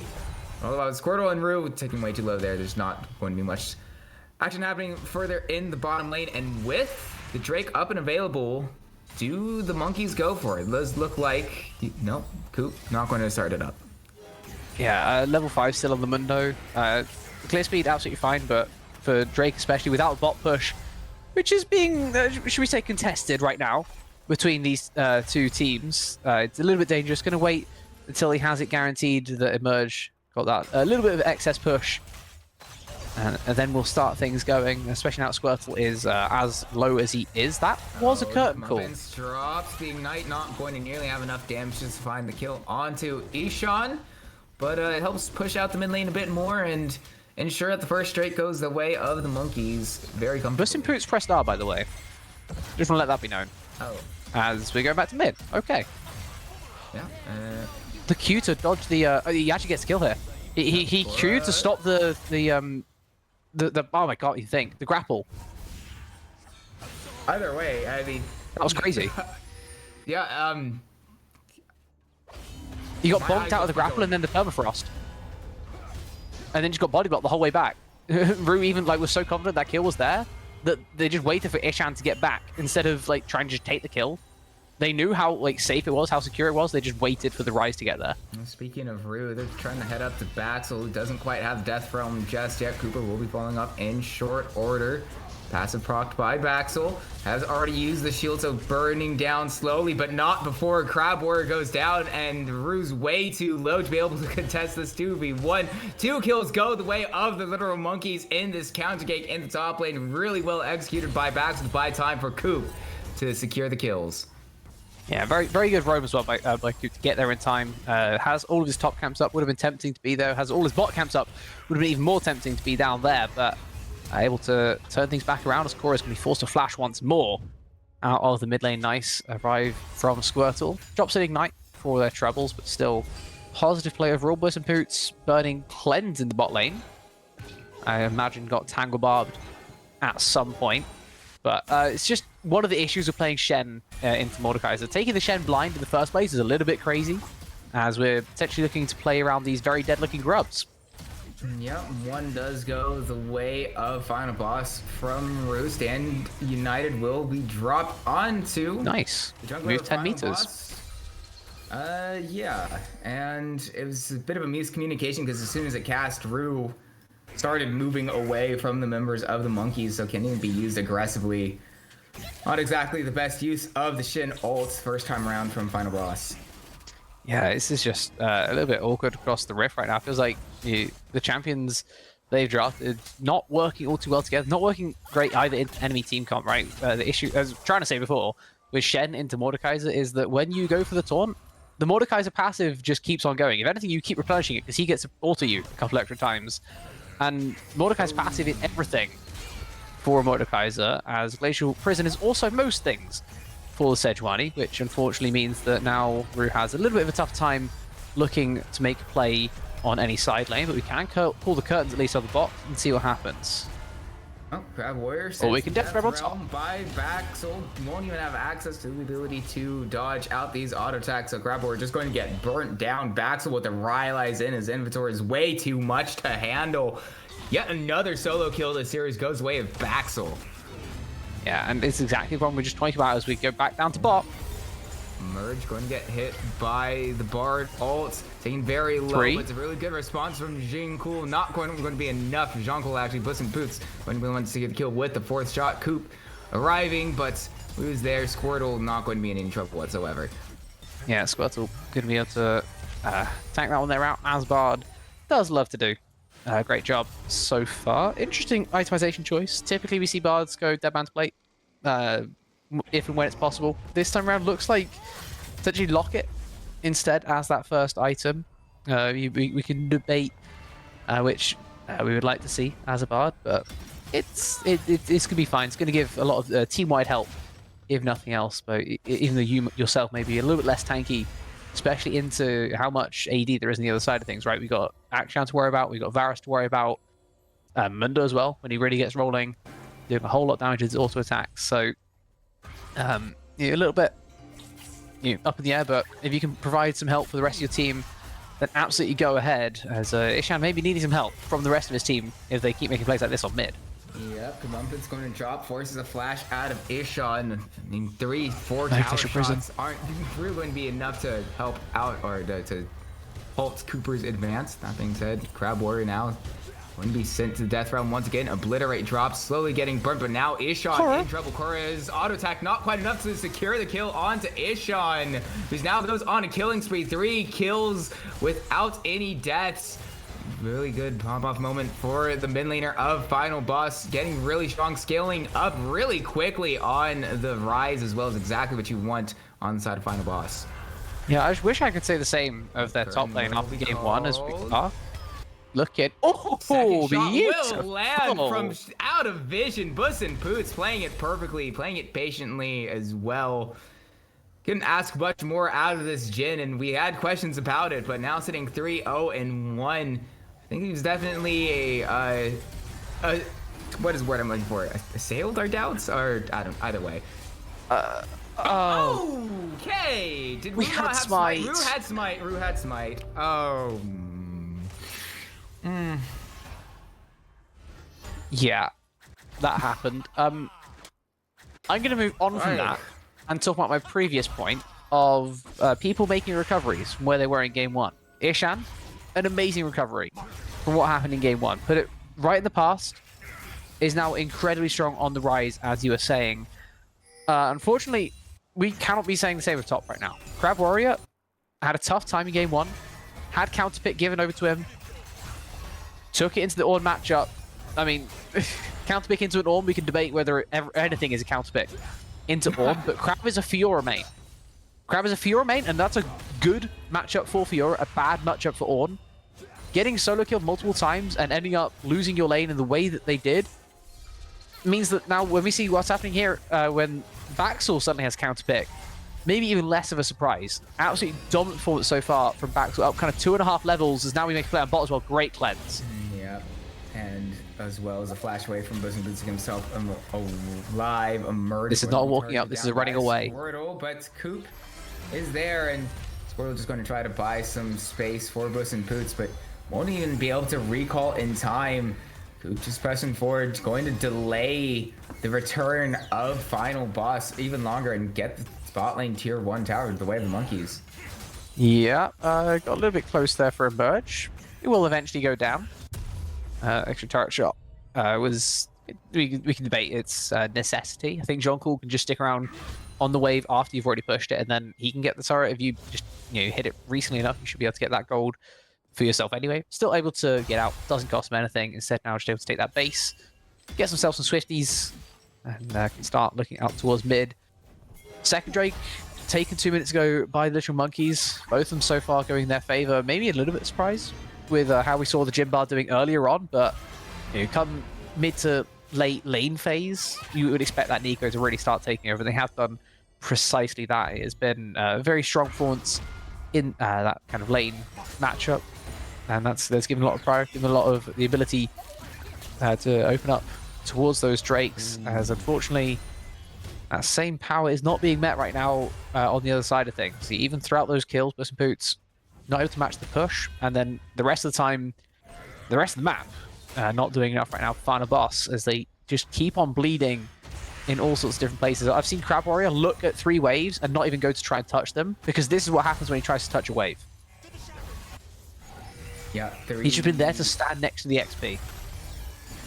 3.5k gold up to the Literal Monkeys, a lot of which will be to Baxel, as already mentioned, with how Crab Warrior Hold up. and Blitz. Jean Cool in a bit of trouble. Won't even get the Pop Blossom off in time. Squirt will be the one to secure the kill. The Curtain Call will also help set up Crab Warrior to get the shut down onto Coop. Basketball doing his best to try to burn things down on a while. Korra will get a revive on the kill to Squirtle. So we'll eventually see Jean Cool arriving back. That one will shorten that kill cooldown. That is a quick reminder that is a thing that Akshan does, but a trade of kills goes roughly in favor to the side of Final Boss. Yeah, a solid team fight, and the reason why that team fight went that way is all due to Squirtle, right? It's a little bit understated during the fight, but Emerge managed to sneak right up on where the curtains are being called by Bus and Poots, change the corruption from close distance. If there wasn't a bard nearby to A, press the locket, and B, to ultimate temper the fate of Emerge, and that fight would have gone very differently indeed. Ends up stalling out the Varus, wasn't able to get the damage that he would have dealt, and then Korra as well slowed down as a response. Means that you find a Ross able to hold off on the top side of the fight. The bot side of the fight, you kind of going a little bit against them, but overall, still a very solid fight. Is now back into lane we go, and while Baxel did have to flash away from Crab in the previous fight, back in the lane and back in pain is Crab, who is down a clean item. Yeah, it's not been a good series for Crab Warrior. The substitute top laner for Final Boss and Squirtle will be hit by the single barbers by Jean Cool. Getting down to half HP. Rue not going to find the knockup on the charge for Jean Cool. For an eco? It's immediately traded back 1-for-1. Meanwhile, Emerge going to kill onto Rue. The health bar of Coop gone low will be eventually deleted, but Korra now finds the kill necessary to be able to get the revives back through, and anything left of hope that Final Boss had is completely stopped by the ace going away of the literal monkeys with the Drake up. They'll eventually turn down for that one after this mid lane tier 1 gets claimed as well. Yeah, and in terms of tempo, that's effectively like a 5-0 race. Korra brings 2 straight back onto the Rift. Coop and Joncool come flying back into contention, as they will Tempered Fate to try and save this turret. But, like, you didn't. So, okay. Yeah, I mean, it looked cool. Sure. At any rate, it happened, and we move on from it. It's still third Drake, though, going over to Monkeys to say that tempo advantage, absolutely massive. Even without the action passive, would have been 3 alive, plus plenty of damage to get that Drake. But now you have Cooper there to smite it, just in case. So, very solid. They now have a 6,000 gold lead to top it before that fight. I think it just doubled. Yeah, and soul point as well to the side of the Monkeys. With the Rift Herald up and available, there's really not much that Final Boss can really do to be able to try to contest if it comes through, especially if the attempted recall from Bus and Poots will be called out by Emerge. Not going to push their luck on the only neutral objective up and available on Sun Monkeys. Of course, why did I say that? Cooper moves on to it and just proves me wrong. So, yeah, I don't really see how Rue will be able to contest. There is no such thing as a contest for this one. There's not. Yeah. This is all sorts of a give angle. Rift Herald nowhere near as high of a priority as the Drakes are right now for either side, as evidenced by the fact that he got taken 4 minutes into its lifespan. It's one of the longer times you get to see Shelly live before they get deleted by the Baron at any rate, but still. Taken. Monkeys are not going to complain. Another free objective now. Massive push power.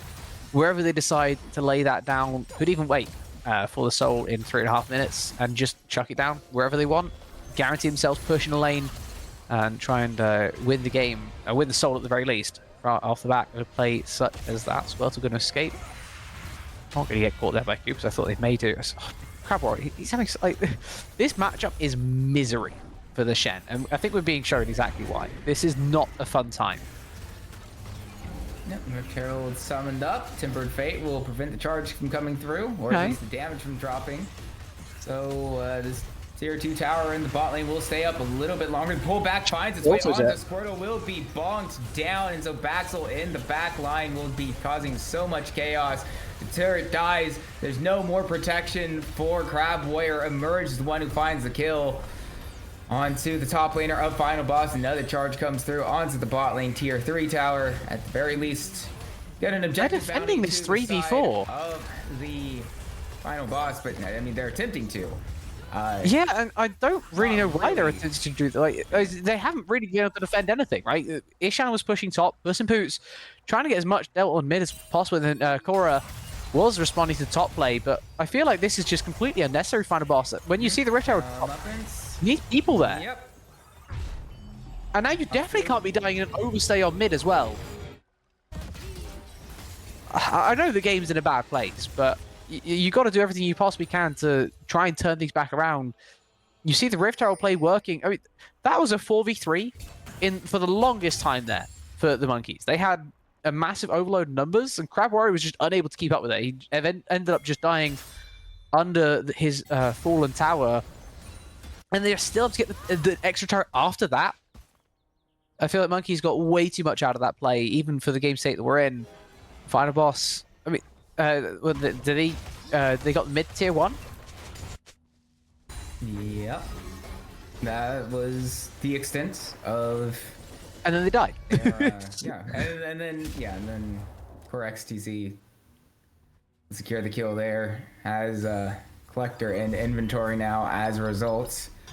And well, I mean, Buzz and Poots. No, I'm not even going to try to cope on that one. Ishan, getting their way to the 3-item mark. I mean, even at that. That one there you can cope on slightly, but I feel like Ishan is kind of tipping his hat as where he wants to go next, and I feel like the hat may be a key part of where he wants to go next. A neatly large rod in inventory means he's not going towards Actualize a third, which may be a bit of a surprise for this Rise. Looking throughout the rest of the builds as well, we have Haunting Guys on Bard's second item. If this is second item Leandri's, when we could have gone Dead Man's Plate into Redemption, into like even Mikhail's, if you're that scared of things, like I'm not a fan of Leandri second. That's all I have to say on the topic. Yeah, it's Baxel's TPA. Can apply onto multiple members, and as you mentioned, Baxel TP down. Crab Warrior does have the Stand United to arrive, but Crab Warrior are going to be largely ineffective in these fights, only on a full on one item. Have to contest it though. This is Soul. And even, yeah, it is Soul, and we could talk about how close Ishan's getting to the 3rd item. He's not there yet, and with Soul, we gotta get down here, guys. Crab's still he's pushing. Got Stand United available to him, so he can get down pretty quickly at any moment. Jean Cool will get the Pop Blossom, and then the single barks onto 2. And Buzz and Poots will be able to get the kill onto Jean Cool. Unanswered so far, but Ishan's low. Core XTC, flashing forward, try to find the kill onto Squirtle, but not quite going to be able to. Korra gone a bit too far. Shutdown finds the way onto Ishan, but Baxel does too much in the middle of all of the members of Final Boss. Despite the name of Final Boss, truly, it is Baxel that is the big one that needs to be dealt with, and they just don't have the ability to do. And so with Buzz and Poots, the only member of Final Boss left alive, the Monkeys look to take their soul. They look to take game 2 in a pretty emphatic fashion as well. There's really not much for Final Boss to be able to do at this point. I mean, Final Boss made to look like early game henchmen right now. Monkeys absolutely stomping. And I was pointing out before the fight started, what are we doing on top there? I know that the game hasn't gone well, but I feel like we have to be turning up faster than waiting to just get engaged on him mid. If there's 5v5 posturing and you lose a little bit on the side lane, who cares at this point? You're down 8k gold and down soul now. You have to at least be there for the start of the fight. You cannot be having a 4v5 fight start when you were down 6k before the fight was even thought of. Like, you just have to be there as every single member. And I know that you have Stand United. I know there's a much quicker version of TP, but if you want to stand in the fight, that's absolutely fine. If you want to TP in, that's absolutely fine. But you have to be there on time. You cannot be late when the Ocean Soul is so telegraphed. It's such an obvious play that both sides know is going to happen. And Final Boss, like, it's inexcusable that they're not all there.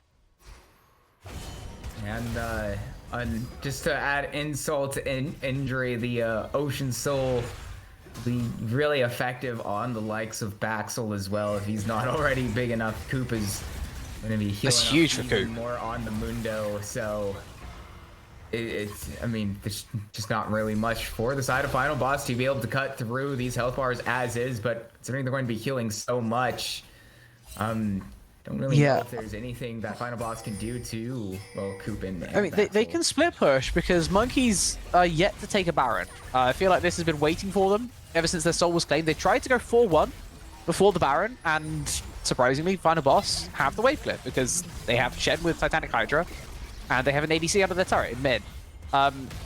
Just a little bit unnecessary, trying to go for that split push, trying to get some things maybe a little bit off tempo. Just group up, go get Baron, let Baxel do his thing, zoning them out. We could have done this a minute ago, but couldn't do it now. Absolutely fine. It's just not going to be a way in for the side of Final Boss onto the Baron Pit. Crab Warrior just getting burned down by Baxel in the Death Realm. Baxel 6-0-5 as a result. Bonks down onto Squirtle. Won't have a way to get out. Double kill, two of which were solo to Baxel. Rune out in trouble. The target of the literal monkeys will eventually go down. Coop the one to find that kill. The Glacial Prison not going to really do all that much. Cord gets a shot, and well, Puss and Poots will answer one back and actually emerge, taking a bit too many tower shots. Those health bars on side monkeys are very low, but all the while Baxel's just up there in the top lane, not caring and just doing a bunch of going to work on these top lane towers. Yeah, and I feel like that's what could have happened a minute ago, but they waited a little bit longer. They went into this, kind of 4 minutes left for the Elder Spawn, but still get the job done with plenty to spare. 4 alive to now carry on this push, and it is just Jin Bard with the respawned Crab to also turn things up. See what they can do. Top tier 3 going to be taken. Mid tier 3 very likely going to follow suit. 2 cannon minions here. One cannon minion got baited by a blue ward. Might not be able to get the job done just yet. Looks like they're just going to take a base instead, but still halfway, not even through this Baron push. And I mean, look at the base. Look at the base. Yeah. There is one inhib that's respawning in a bit. There's one inhib that's going to die in a bit, and there's a turret that's going to die even sooner. This game is very difficult for Final Boss to play out right now, down 10,000 gold. They do have gold where they need it. Let's be fair to that. They have gold on the Rise, they have gold on the Jin, so at least they have that going in their favor. But, I mean, 3 item spikes are being matched right now by 4 item spikes in the enemy team. It's so difficult to even think of a way back into this one, and I mean that's just Nico walking up and seeing what she can do, seeing if Rue wants to bite. Is that a Mundo? Is that a Nico? If you're wrong, then you die. Yeah, and Rue is correct in that regard. And now 3 members sent to the top lane to try to handle Baxel, but he'll just send whoever he wants to death. Is he taking damage? Crab Warrior. Oh. No, not at this point. And now all the while, Buss and Poots going to be collapsed on. Squirtle going to use the Tempered Fate to try to keep his ADC alive a little bit longer, but it will only just be a handful of seconds. Squirtle going to use a Magical Journey through the inhibitor to try to escape and buy time for Ishan to arrive, but the Pop Blossom from Zhang Cool secures its way onto 3 and secures game 2 for the monkeys. It was a slaughter from the monkeys on the warpath. Go to 3-1 in this Blue Otter Premier League season. And what was, I mean, it was not even close. It was not. It was not. I think this does need an asterisk alongside it. This was not Final Boss playing with their proper roster.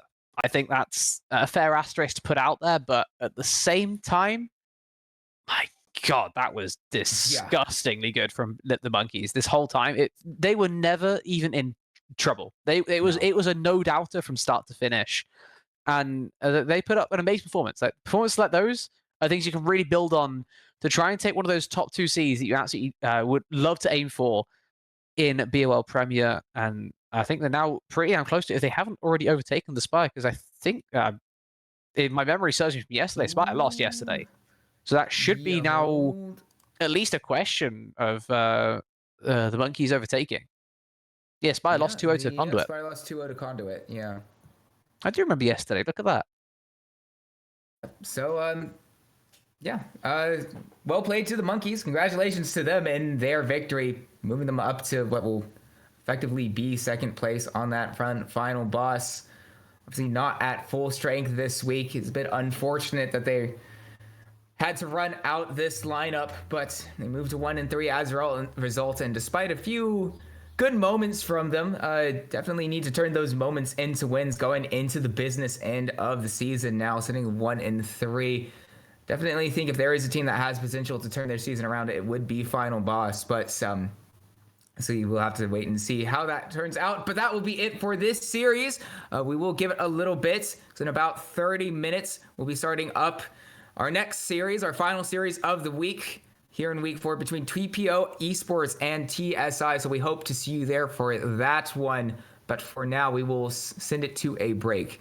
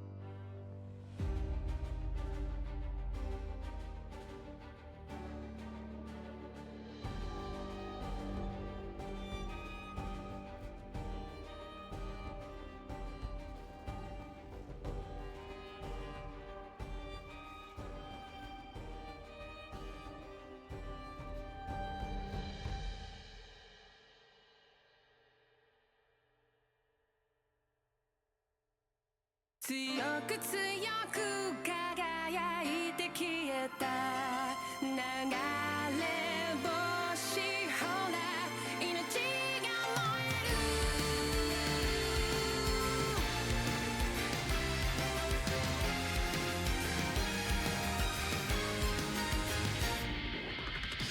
何かに怯え走り続けたその虚しさのしじなに何を見て何を探してきた自分の声がただ響く幾千万の星の中で惹かれて出会った守り手たちよ回る回る時の輪の中で自分の弱さ強さの先に同じ空誰かが見上げてるそう信じて消されない虹の奇跡が届けと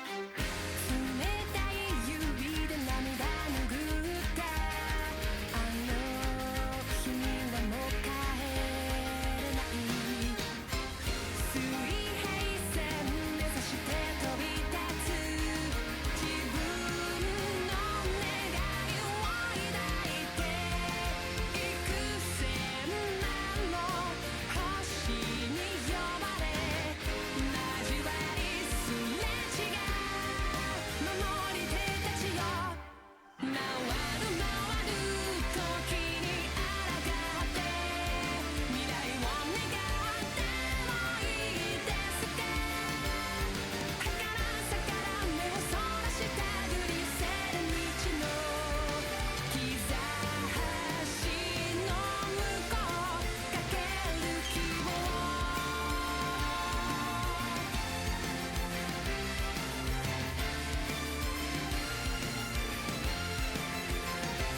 あなたの光あなたの命いたずらに知らさないようにそっとくれた記憶胸に熱く灯し約束の地へもう振り返らずに恋願う歌は空高く世界に銀河に広がってく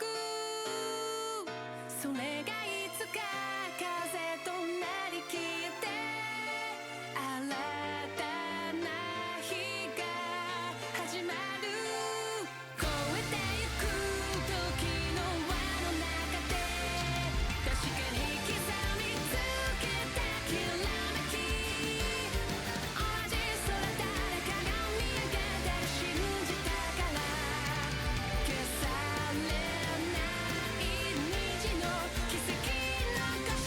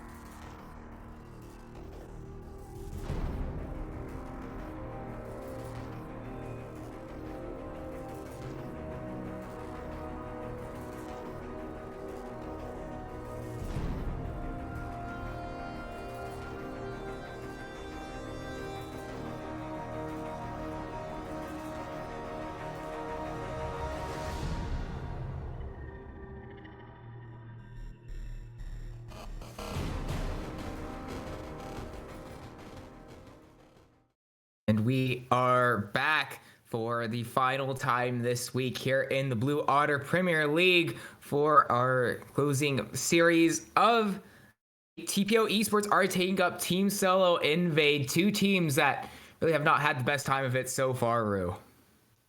No, I think that's an understatement. TPO having many issues inside and outside of the game. TSI, I'd like to think most of their issues been inside the game, but I mean, who knows, right? When you start a season 0-3, it probably bleeds out elsewhere as well. But at least they have a couple of map wins, right? They've taken 2 series the distance. See if they can make it a third day, or they can just win cleanly in 2. That would also be good for them. But we'll have to find out what these two teams are looking towards as we are getting into our draft for game 1. And well, that is certainly a ban. It makes Epic Folktales is a Malzahar main, yeah. but like at the same time, do you care about playing Malzahar? I don't know. Well, in other news in the mid lanes, TPO also having an E sub, getting in Cyclone AoE at the last moments to be able to play in there for Judy Hops. So let's see how that changes things up for them. TPO obviously targeting, as you mentioned, the comfort of Epic Folktales. It's one of those things that, I mean, it is what he plays the most and is definitely best on that champion. So it definitely didn't hurt. And it is annoying as well. I'll give it that. It is a very annoying champion, but I feel like he's counterable, right? If you suspect the Malzahar's coming, if you just wait for him to pick the Malzahar, which you probably will on red side, then, I mean, Smolder eats good that day. You know what I mean? Like, there are many things you can do into Malzahar. It feels like just banning it is an option. It's the option they've chosen, but I don't mind exploring us, seeing if seeing if he's allowed that Malzahar. Maybe they're waiting for that maybe a little bit later in the series, as we have a couple of bans to go before we get our first pick. It looks like that will be the Jinx banned away from TSI, not allowed. A couple of junglers taken away as well, the Nocturne and the Xin Zhao head into our final ban here for TSI. Yep. So also not on the board in terms of champions stats. Play a lot by the side of TPO. I think maybe we might see another ADC ban off of Yuna.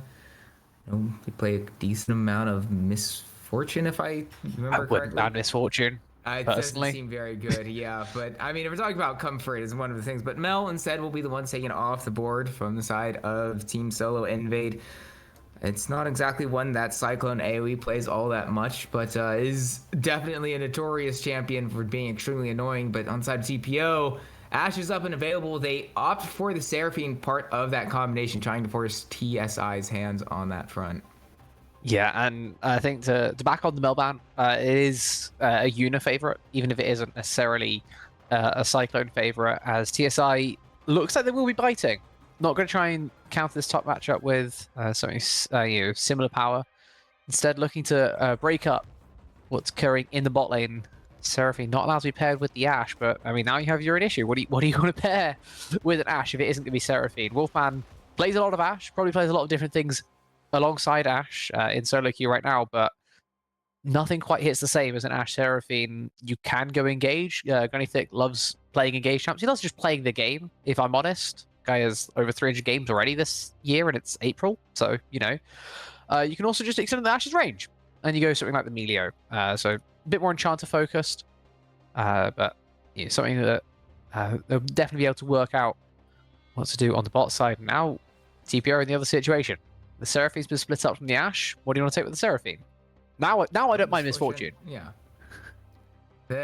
It's one that when Seraphine was released, was one that a lot of players did pick up. The Make It Rain does set up the snares from Seraphine pretty comfortably. Not as reliably as Ashe, but the combination is there. And obviously, the bullet time over the Encore is one that does a lot of damage, especially if you combine it with a Jarvan to prevent any sort of escape. I was going to mention that the Melio does help out on that front, being able to use the Breath of Life and cleanse out that CC that comes through from the Encore, but the Cataclysm not as cleansable, especially, I mean, it hasn't been locked in just yet, so it might be a little bit presumptive, but Jarvan, or really any sort of AD bruiser, really viable at, oh, okay, well, they switched to Vi at the last second, which is very viable. AD bruiser, yeah.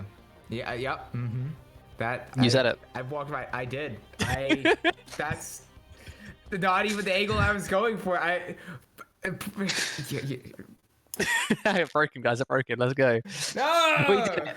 We did Why it. would TPO do this to me? I must have wronged Loki sometime along the line. And either way, Vi still 80 bruiser, and 80 bruisers in the jungle have been just the way to go for the last like year and a half. And so with Jarvan still up, TSI pick it up for themselves.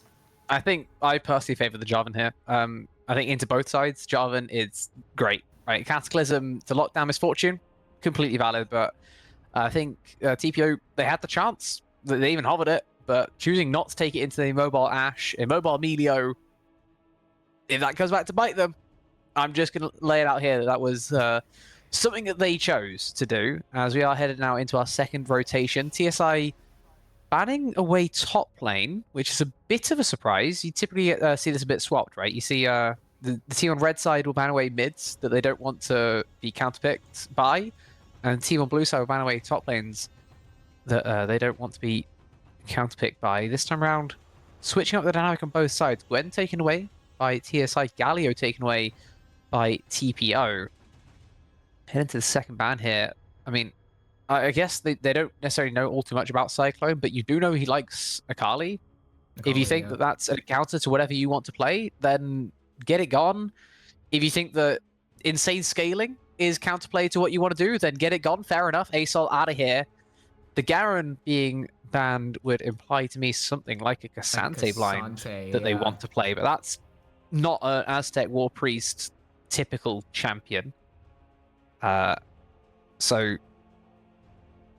don't know what we're doing with that one. It's not banned yet. Two, the Galio ban would also suggest that it could very well be an Akali angle. Is one that does really well into the Akali. Oh no, see there it is. There's the Veigar taken away. So they're just baiting us out there, and the baby cage also does a decent amount into champions with a lot of mobility. So maybe it is a potential. I don't know if it's, especially with the Silent getting locked in, if it's the best Akali angle, but at least the bans and the match history of Cyclone, I wouldn't like to see it necessarily. Yeah, it's dangerous now. I think you take whatever counter you want to in top side.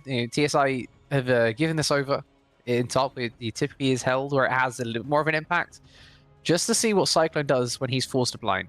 I think that's what they're trying to do here. I don't think Akali is going to be the angle, as it will be Urgot taking the top lane first of all. I think that's a very solid pick into the Sion. Very good shredder, very good side lane, and the more you keep Sion on the side lane, the less he gets to take advantage of his massive team fight value. But now, head over to this mid lane. I think if Cyclone just takes literally any default mage, if Ahri is an option, then Ahri should be taken. Personally, Ahri Vi, disgustingly strong. Yeah, he's a classic.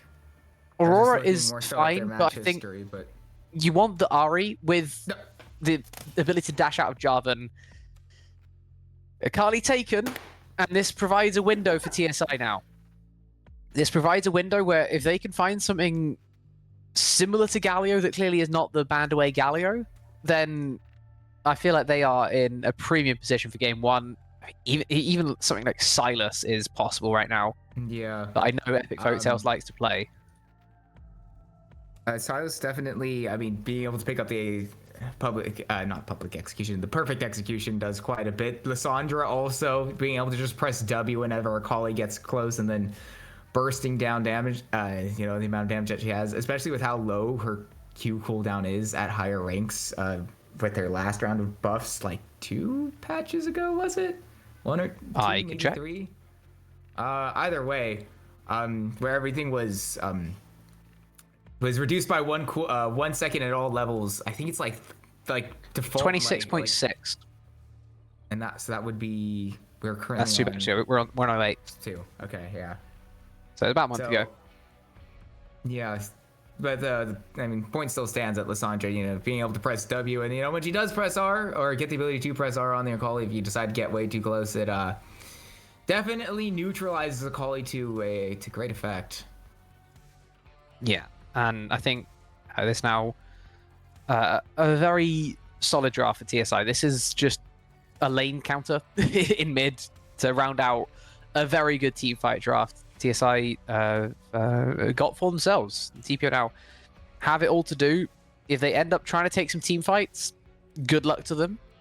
They have a couple of winning lanes to potentially play around, though, so it might not get to that point, depending on how well they can snowball this.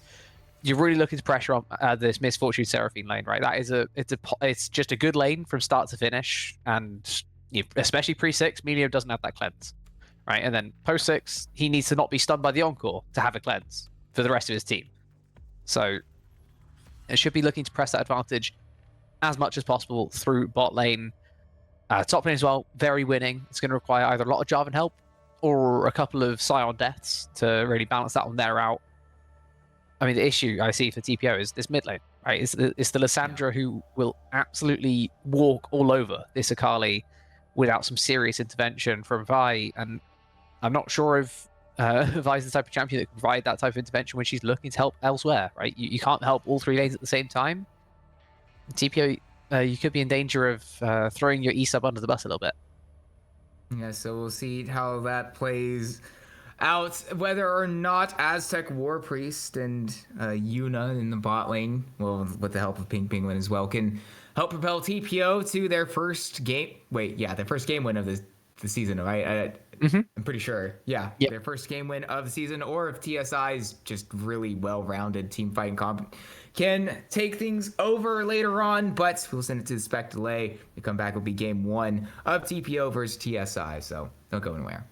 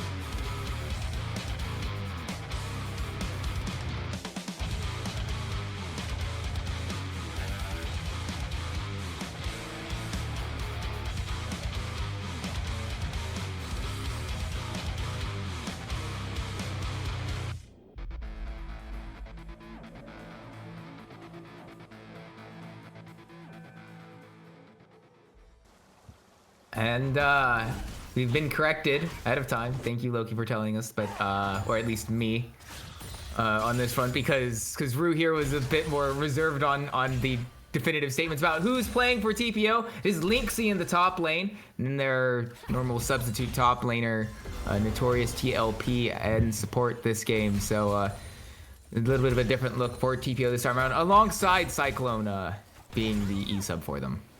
Yeah, a whole lot of turmoil going on over there, as maybe is to be expected of a team that is currently 0-3 in series score, 0-6 in game score. Not been going well for them. We'll see if they can turn things around, starting hopefully for them pretty soon. But it will take quite a big comeback from here to be a proper threat when playoffs do roll around. But the road back starts right now, right? If you want to get back in, you want to get back playing good stuff, then there's no better time. Yeah, especially I think that rings true for both these teams. I mean, completely honest, that was their best. True. I mean, so one of these teams will no longer have a 0-win stat line or record after today, so I'll have that going They for do them. get the break, yeah. Yeah, as we do, and you know, it is top 6 that qualifies for playoffs. I'm pretty sure. Yeah, so, and considering with final boss being on 1 and 3, it'd be level with them, and so playoffs most likely on the cards for, or not most likely on the cards, but still potentially on the cards for whoever wins today. But I feel like the loser of today's series between TPO and TSI, you got to feel that any hopes they have of making playoffs this season they're not mathematically over. They're not completely off the board, but seems very unlikely at that point. Yeah, I will say also the different people who are playing today suddenly puts into context some of those bans a little bit more for us, right? We saw the ASOL ban and we were a little bit confused, but that is a Lynxie play. A Lynxie plays ASOL in the top lane, and that would have been actually quite nice into the side where I'm sat, right? Every time he presses Q to smash the ground with his axe, you just kind of press your E and hope you get some free stacks. Sounds quite nice as looking for a gank right now. Hold on. Flag. Oh, he missed the E? Got him. I guess missed the kill. Either way, Bees will be able to return the kill in form one for one, but Cyclone picks up the extra 100 gold on first blood. Yeah, I wasn't sure he was going to get that kill either. He missed the flip back. That's the ER I was talking about. He completely went wide in it, but it didn't matter in the end. Still had enough damage. Both flashes used. All 4 summoners now. TP is back there. Epic Folktales will get himself something back in this lane, courtesy of being able to push it out. But of course, he's going to be missing a little bit in terms of that first base compared to the Akali. It also has first roam, naturally, from being in mid, which means that Singular Bread has to be a little bit careful around the crab with it already falling to a smite. Has been able to walk back and take his base. Now both junglers on that base timer. Let's see what the guy's going to pick up here. Ooh, not going to go matching. I guess the kill probably gives Bees a lot more damage, a lot more gold. I kind of forgot about the fact that he got a kill. I was like, why are we getting item parity? Oh right, yeah, because one guy got a kill. That makes sense. But yeah, so Singular Bread a little bit behind, but not really anything he can do about that one. Hits his mid lane that got strong as a result of it, so I'm sure he'll take it. Oh, and speaking of the extra gold, 400 going the way of Cyclone. Also opting for the Ignite in this matchup. We'll have a much shorter cooldown than that. Teleport gives Cyclone a bit more kill pressure, especially if Singular Bread does help out. We are not going to expect too much of that, since the main focus of TPO will be these side lanes, how far they can get ahead, but still has that option available to them that they can find a good way in onto Epic Folktales, especially pre-level 6. Yeah, let's just have a look at the bot lane there. So far, Ashmere really dominating. Wolfman able to grab about 10 CF lead so far. Unit just trying to hang on as much as possible. Surprising the push has gone so convincingly in the favor of the Melio. It's so surprising as well. This is it. Hold on. JP to pause, flashing under the tower, and will trade the kill back over, but he's fine because he's going to use a zombie form to clear out the wave and deny even more farm to Lynxie. He so could have got out there. I don't care what he says. I don't think he thought the third turret shot would like be the final one. I thought he was going to die after 2, but it still worked out, right? It's now flash for flash, ult for not ult. No fear beyond death used by Lynxie, of course, with how healthy JP still was, but massive play in the top lane. Sion, not a lane that's favored. Lynxie, I was saying before, he's not just Nasol. He also plays a lot of Urgot. That is his main champion. But he ends up getting solo kill under his own turret. Amazing angle found there by JP, and I just wonder how that even happens. As, I mean, Lynxie now down 20 CS on that base. Like, this is insane for the Sion. Yep, and still has teleport as well. Didn't need to use that with the location of the wave.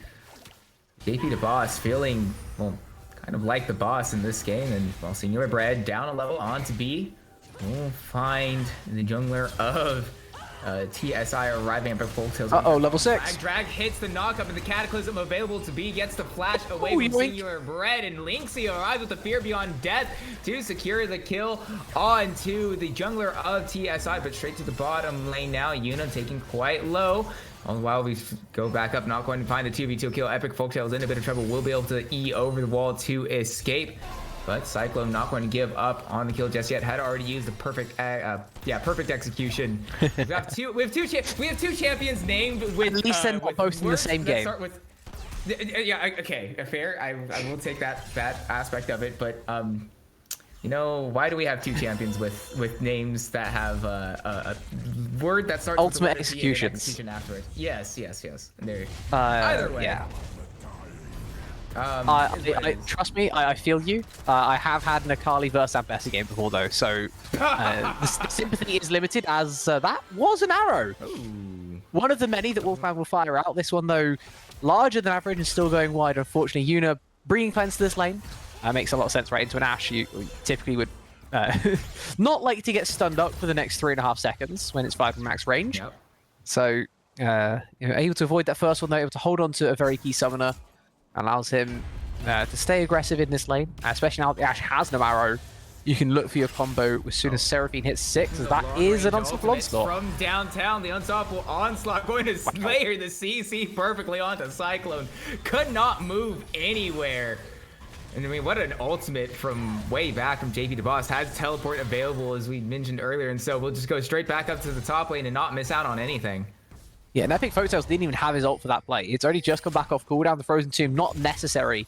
Just stands next to him, presses W, and has more than enough damage with the Scion alongside to get that kill. Cyclone, it was going so well for him before that point, but now the second assist comes through for Epic Folktales, the second different person coming to save his lane, and it's absolutely huge. Lissandra, you can struggle early into Akali. It's kind of the mid to late game where you really start to build that advantage in your own favor.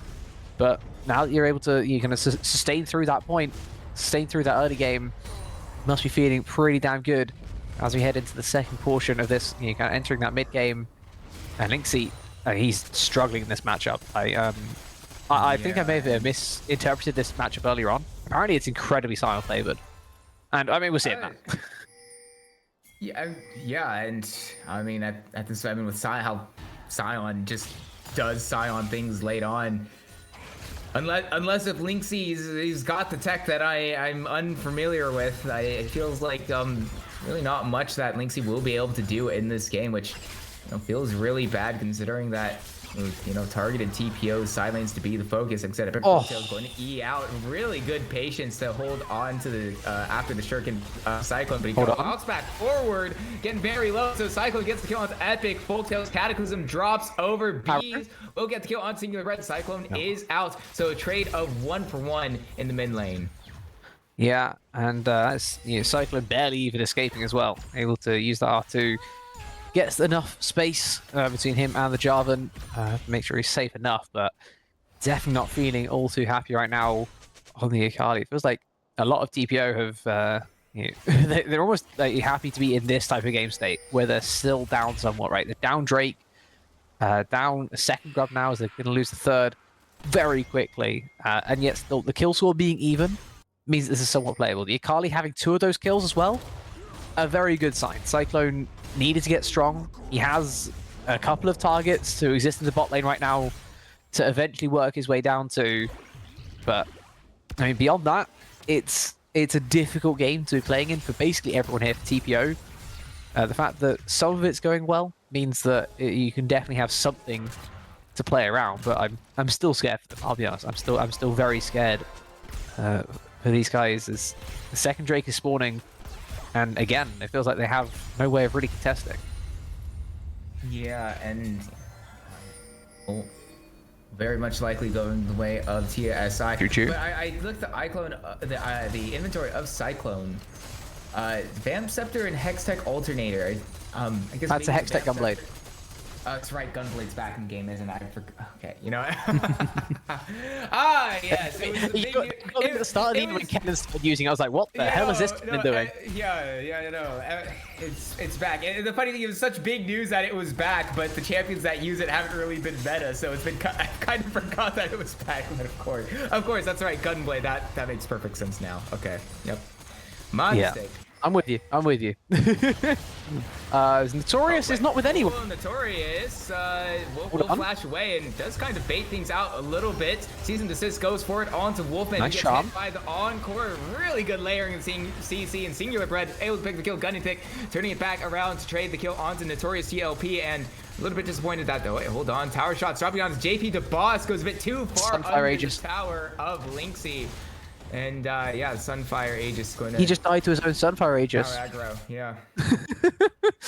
This is the goofy thing about trying to dive when you have that item.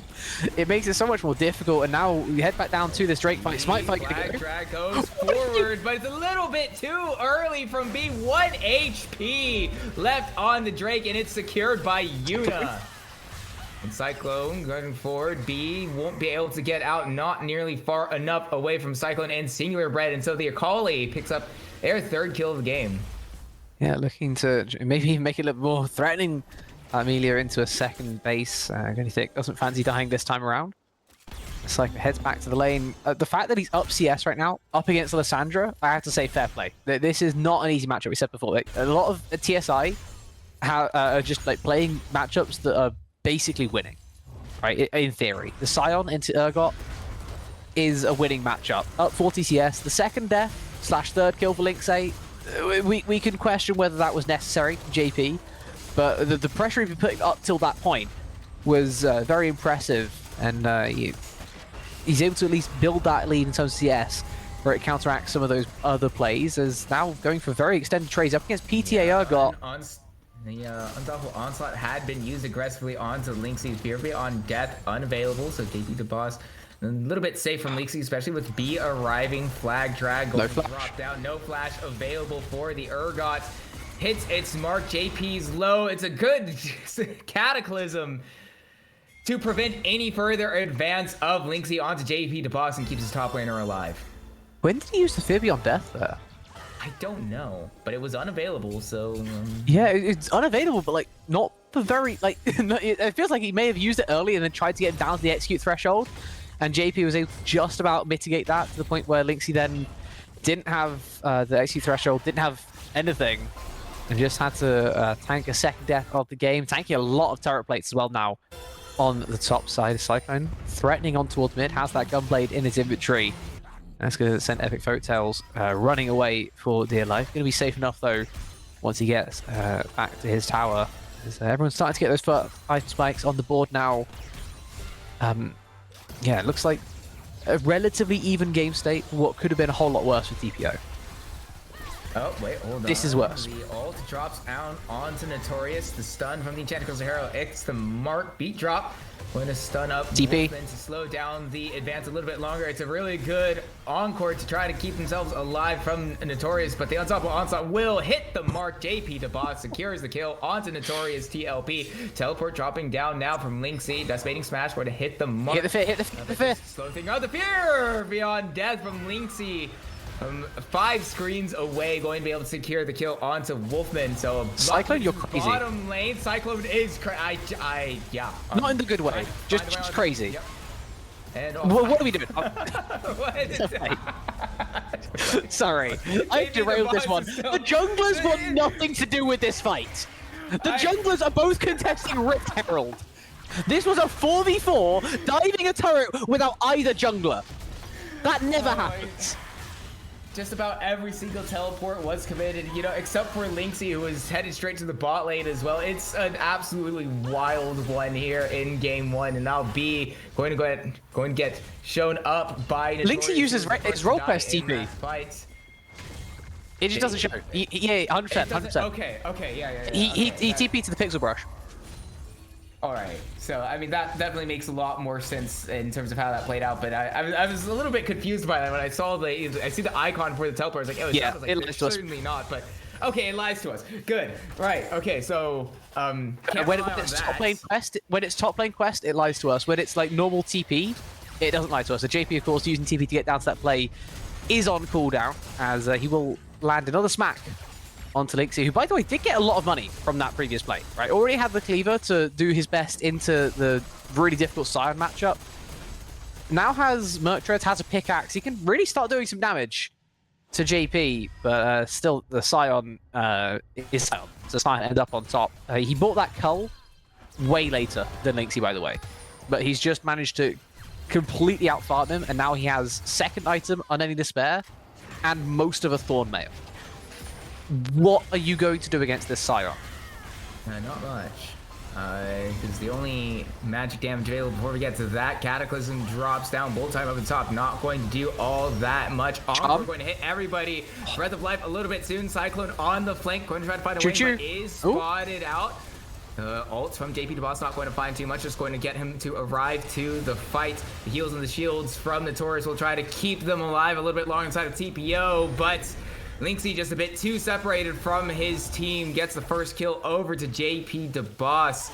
And so 45 goes the way. I mean, Epic Folktale just way too far out. Will use the Seeker's Arm Guard to stay alive, and actually will stay alive for a ton of time. There's no way. There's no way. The Cozy Campfire keeps him alive forever, but Cyclone on the flank gets one, gets two. Flag Drad finds the knockup. Gunny Thick now will do their best to try to turn things around. Cyclone honestly it does an incredible job to turn at least something for the side of TPO, but overall TSI come up the winners 4-2. Yeah, you can say TSI. I'm gonna say JP. Like the ult was a little bit awkward, but that's just the angle of the rift, right? That's just the terrain blocking his path. His presence right now, his mere presence on the rift is enough to flip any fight in TSI's favor. He is literally unkillable. Look at them. They are trying their hardest, but he does not take damage. And any damage he takes, he heals back anyway. He's about to base for Thorn Mail. The guy is going to have like 300 to 400 armor if he doesn't get cancelled by this minion wave. Like, what do you do? Oh my gosh, on Thorn Mail. He's actually going to do damage passively. It's... This guy is basically just playing Rammus into 5 AD. Like, that's the level of tankiness he is. This guy is absolutely like cracked right now on the Scion, and your only answer is a Burst Mage. That ain't doing anything. You're trying to touch it before the fight started. Your AP is Cyclone. Yeah. And fair play to the guy. He's doing a great job, but he's a Carly. Yeah, it's not so it's not ideal. No, it's not good for TPO given how JP DeBoss mentioned 3 items. The Thorn Mail is going to be absolutely massive because yeah, I mean Urgot, I mean the Lynxie is supposed to be the answer, but I mean, yep, all that damage. The answer you are. I top on top, going to drop forward. Yep. Yep. That's a good answer right there. I like that answer. Run away because you have Merc Dreads. That's the answer. I swear Lynxie took more damage from attacking Lynxie for JP DeBoss than actually doing damage. But if there is going to be an answer, it's going to Let's be try 1v3. Chance of Crystal Arrow from downtown, going to land a full duration stun. Fear Beyond Death does hit the mark, and JP DeBoss will be killed by Lynxie, and so Shutdown does go over to the Urgots. You know, he does have the Black Cleaver for some of that armor shred. That's cope. That's cope. That's cope. Yeah. Well, 1v3, it turns out, is maybe beyond the stretch of what JP can manage so far. I will leave it as so far as what is that? That is a cease and desist from Singular Bread. Why? Why? I can tell you, in Cataclysm now dropping down onto Notorious, who classic support mistake of trying to save your teammate who's gone way too far in, and Yuna Didn't have flash. very much almost pays the same price, but does have to flash away. That's something that I do. I can't blame him too hard because that's exactly something I would do. Notorious, I understand it. The Vi walked up there, you thought, I'll see if I can help. Oh god, I died too. It happens, right? In the nice way possible. The 4th death doesn't count for all too much when you've already got 3, right? 5 assists, you get a little bit of money, but you don't reset your own shutdown counter. I think that kill was maybe 150. I didn't get to see the number, but it probably wasn't too much. The one that we have to question was the death that led to that.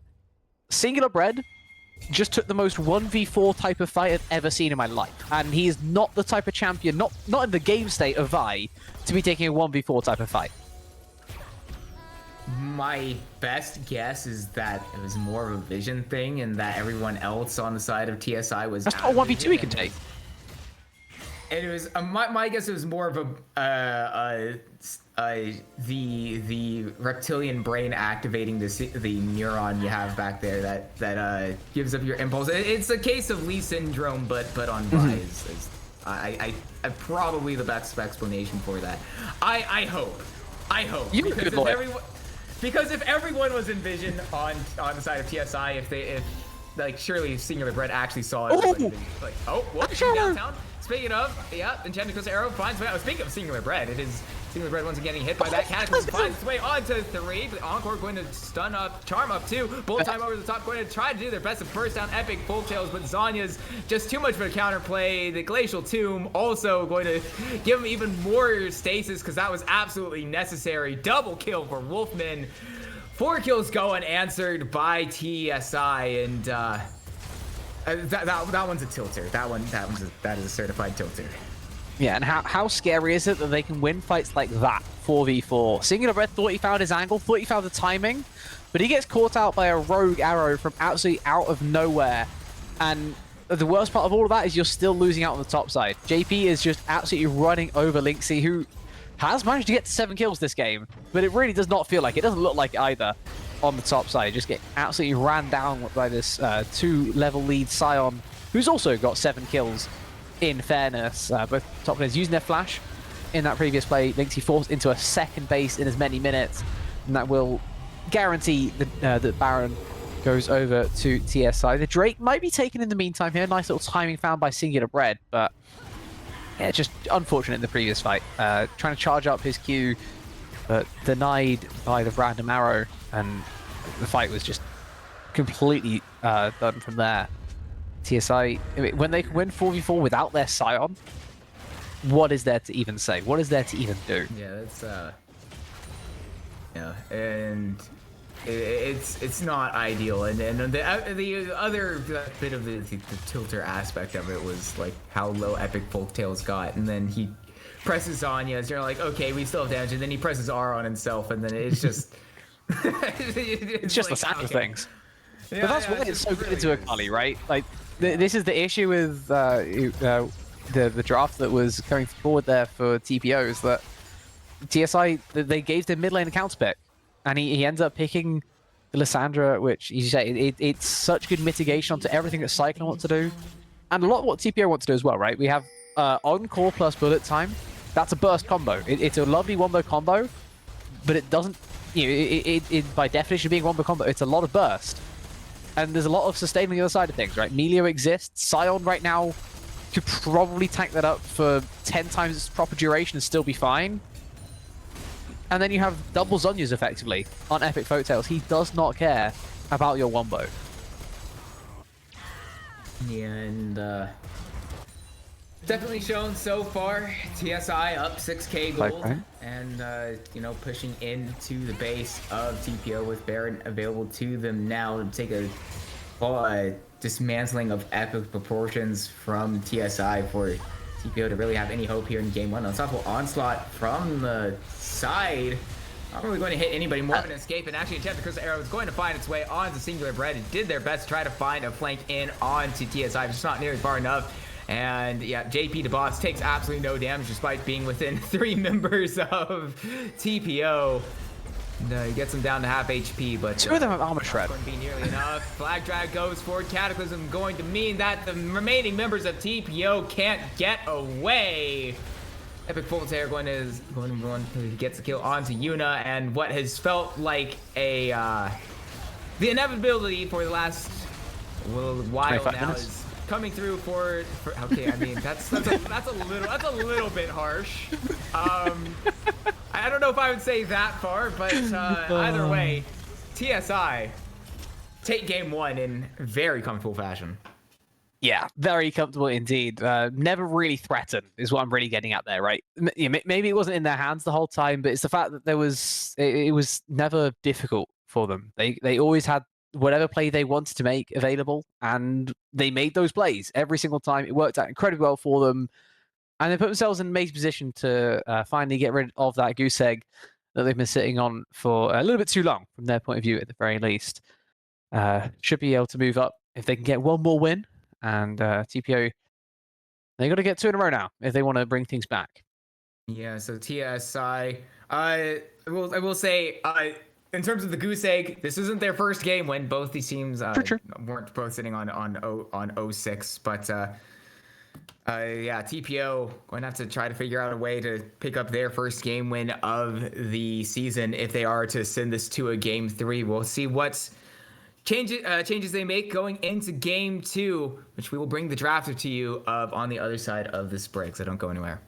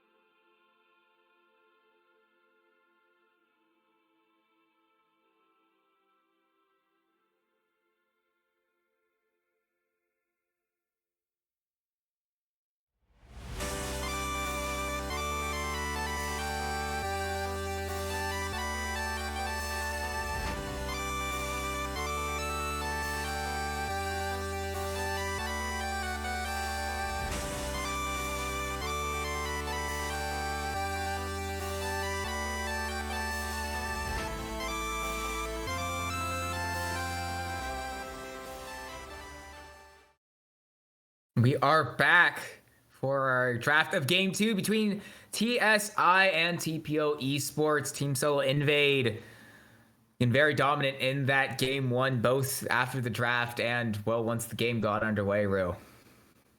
Yeah, it was not very pretty. After that, it was TSI dominant from start to finish. TPO transitioning over to the red side for game 2. Hopefully, for their sake, it allows them a little more leeway to get what they want going.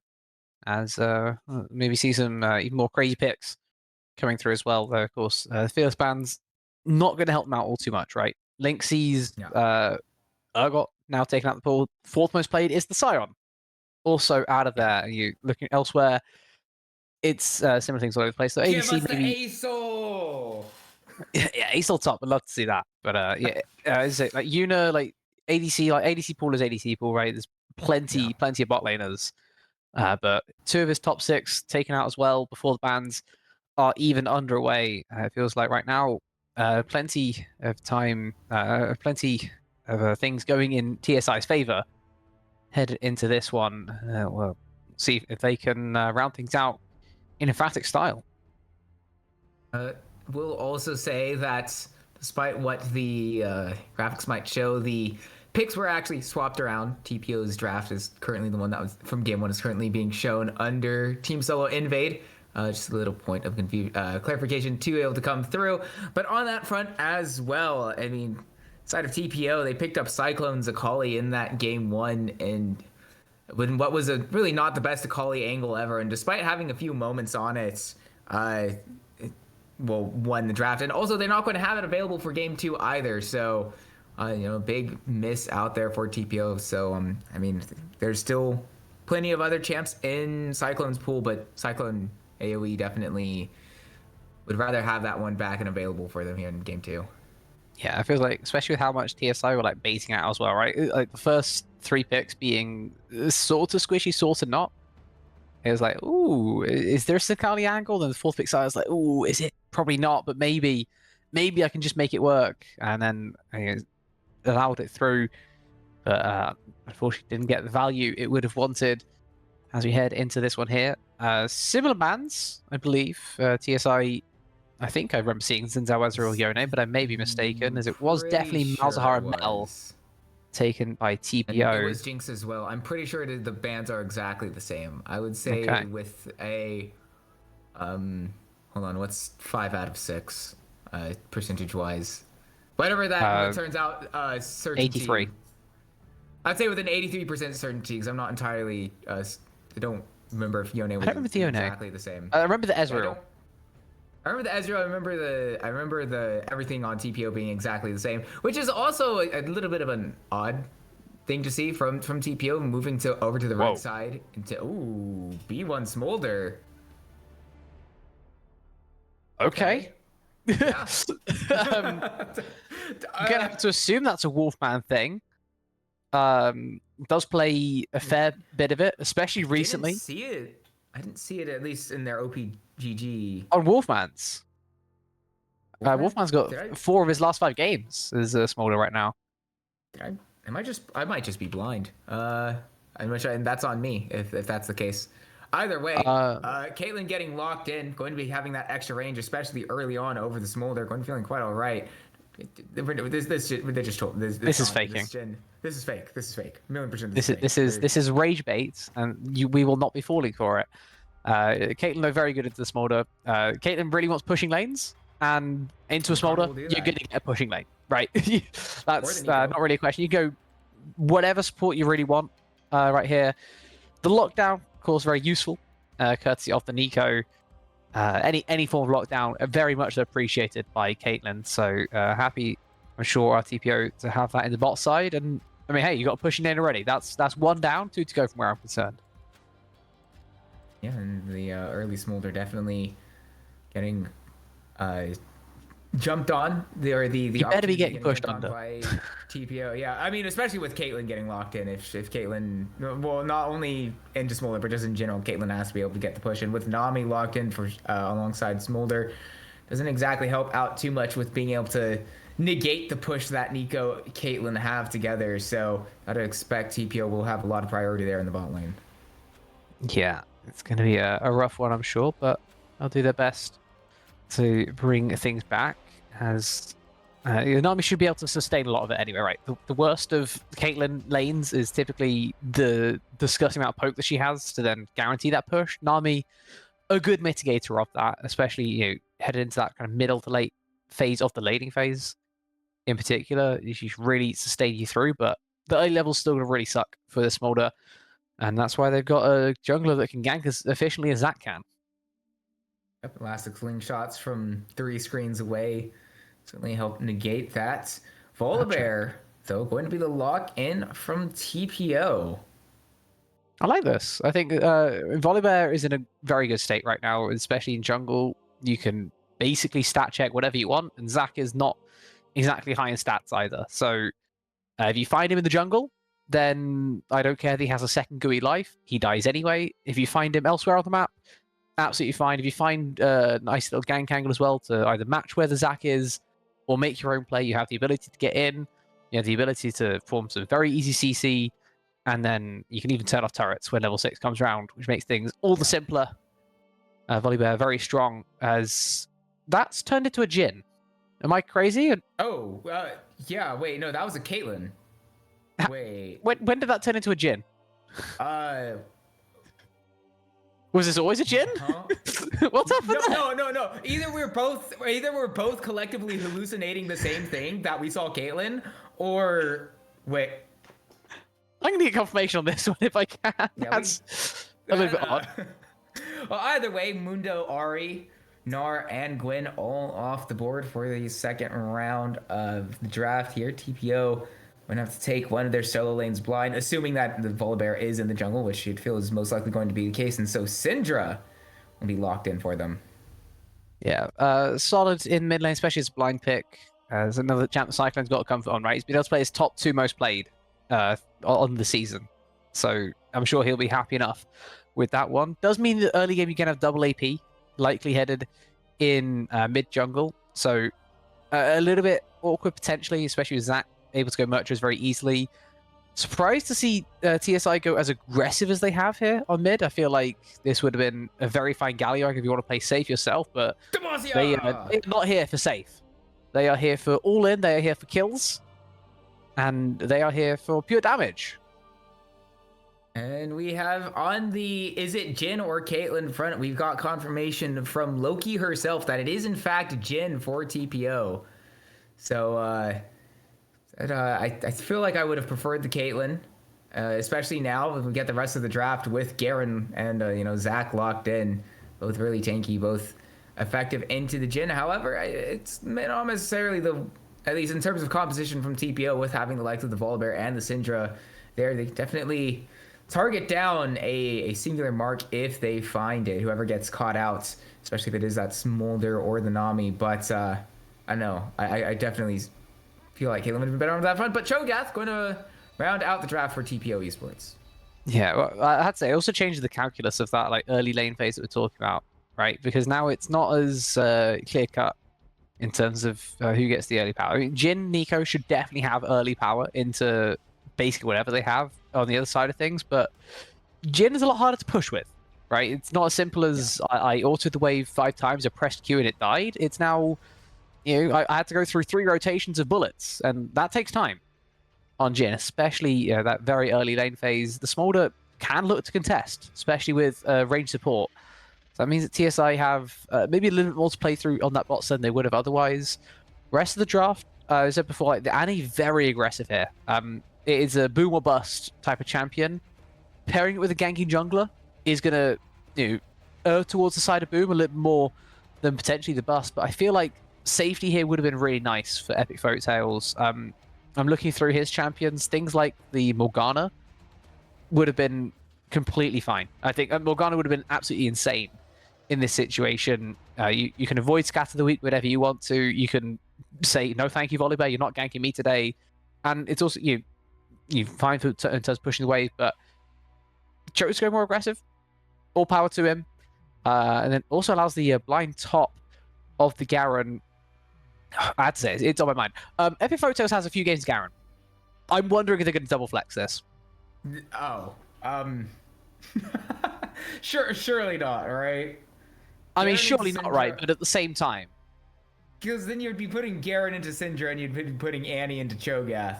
Which I guess early on Annie into Cho'Gath might be okay, but I just thought I'd say it in case it happens. You know what I mean? I mean if it does happen, Because I'm not seeing many Nava games of Garen either.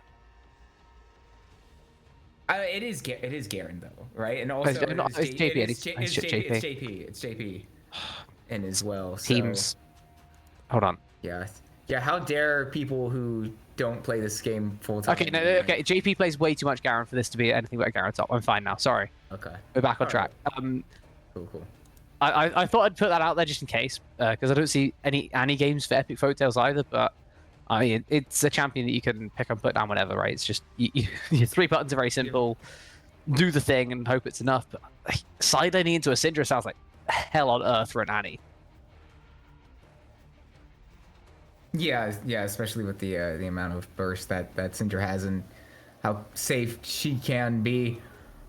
Also, I'm pretty sure the Syndra, if you're the Scout of the Week, can also buffer out Zack's ability to hop in with the Elastic Slingshot. I'm pretty sure, because that's a knock-up. Very safe mid lane.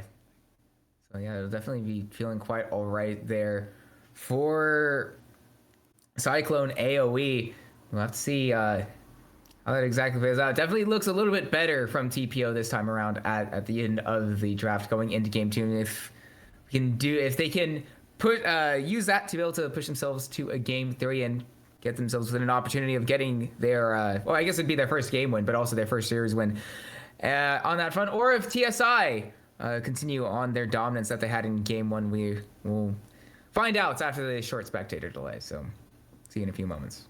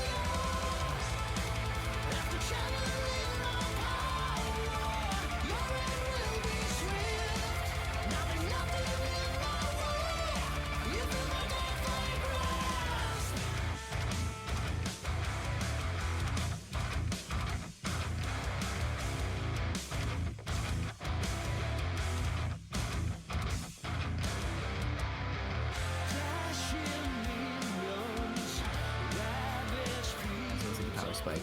But anyway, we are ready to go for game 2, and immediately Linksy and JP the Boss running into each other in the bushes. JP the Boss going to chunk out Linksy a really good amount, and he put out this Garen on the right foot, who's gone the Ignite to look for that extra kill pressure early on, and is getting a good distance to doing that here already. Yeah, a great start to lane for him as he can keep pressing that advantage the whole way through now. This is a matchup that was taken by the Cho'Gath, a willing choice by Linksy. It does get better. This is not one of those you lose every phase. This is just a you lose early kind of matchup. JP proving exactly why, spinning around like a helicopter and dealing like 75% of Linksy's health bar. Just absolutely crushing in the early lane phase, but it's not you crushing to the point of there's no recovery, right? He just needs to hang on as best he can with Prior now firmly establishing the other directions. Notorious is caught out by a nice little bubble there from Ganny Thick.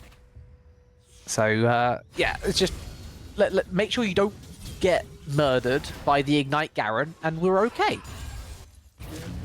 Exactly done it too. Well, I mean, I guess JP DeBoss is just going to He's getting dove. Flash forward. Q auto won't quite find the kill on the Linksy just yet. Knockup finds a mark. Singular is arriving here in the top lane. Going to run forward. Smackdown Sun Sky Splitter. First blood goes the way of Singular Bread and TPO.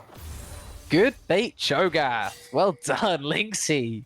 Just baits that Garen into the play. The Ignite dropped very early there by JP. Very early, yeah. It telegraphed the play. It feels like once you drop that Ignite, you feel like you're almost like committed in as the Garen. And unfortunately from there, it was very clear where Singular Bread needed to be. Right, he's going to lose a little bit of tempo towards his bot side camps. Starting them up at kind of 2 minutes 40 is going to make him very late if he wants to try and contest the bottom spawning Rift Scuttler. B's having level 4 as well for that if it ends up being a fight, but absolutely necessary to be there for your top laner, and Linksy will be eternally grateful. But there was a little bit of help when it was needed the most, and hopefully we'll be able to pay that back in due course for the rest of his team. But yeah, JP, if you're going to go for that play, you need the element of surprise, right? You need to be flash ignite queuing all at once under the tower and just trying to obliterate him. One but auto would have done the trick. It was very close to happening. But as I say, the element of surprise just missing there. As it looks like as a result of what happened in top lane, at the very least, he should be able to get double scuttle.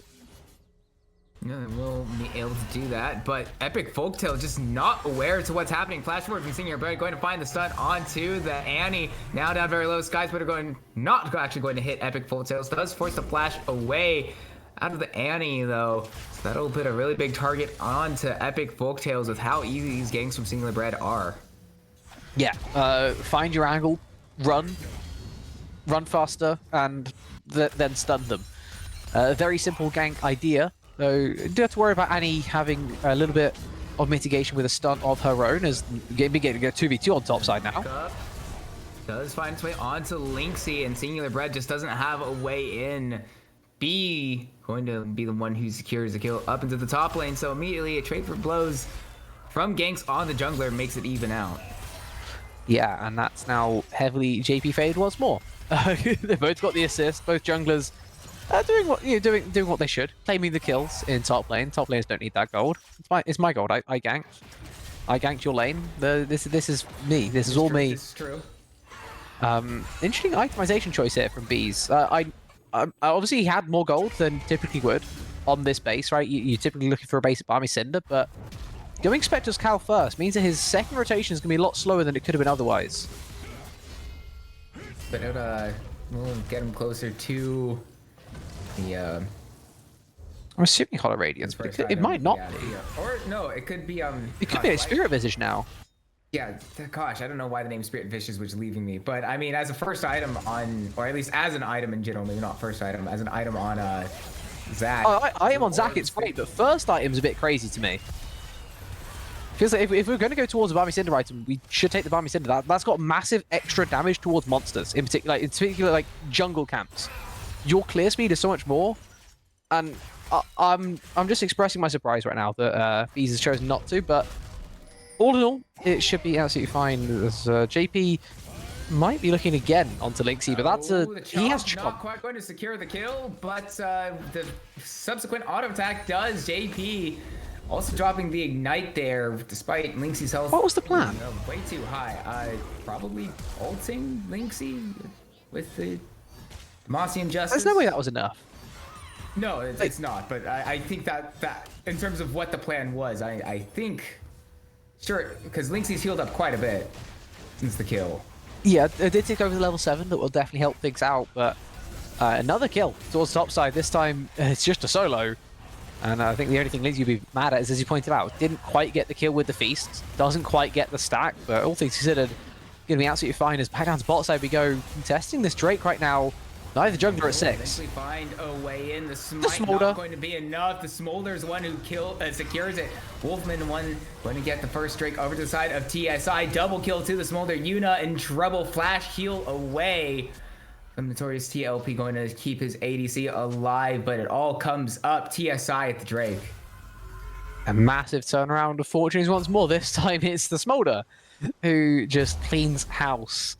I don't know how that happens. I don't know how he was up in CS before that play. I don't know many things that are happening in the bot side right now, but TSI with Smolder Army appear to be beating an eco lane. Yeah, and up 15 CS as well with the 2 kills on the Smolder. We get him to that 215 stack point even quicker. It's not even just the 215, it's the gosh, no, it's 100 225. It's every 25. 225. Is it like it is? Oh, it's 25, 125, 225. Oh, okay. But the 125 marks is the one where you know he starts to be able to clear out those waves all that much easier, and the advantage that the Nico has definitely starts dying down even before you get to the 225 mark. So yeah. So I've just looked down at the bottom at our items here. Now, Notorious, it makes sense. There's maybe I'm not going to talk about items. Yuna just takes disgusting trade. That was filth. So Yuna, he's going towards the Proto Belt. There's their Rocket Belt, whatever the hell you want to call it. Dash cannon. oh, That's right. fine. What is Gunny building here? What's he going with double amp tome? Imperial Mana is only one amp tome, I think. Yeah, man, I think, is it? Unless there's a second one in the Bandaglass mirror? Am I crazy? Hold on. Sorry. Maybe they're diving top. Oh, either way, Linksy in trouble. Demacian Justice drops down with no flashes available. Those were traded a few minutes ago, or maybe not even a few minutes ago, but not too long ago. And so with Linksy in trouble right there, it's a good gank from B to secure the kill. And also, we'll be getting the grubs in the process as well. So advantage further extended by TSI as they move up over 1k gold, almost approaching 1.5, 10 minutes in. Yeah, massive advantage gaining themselves right now.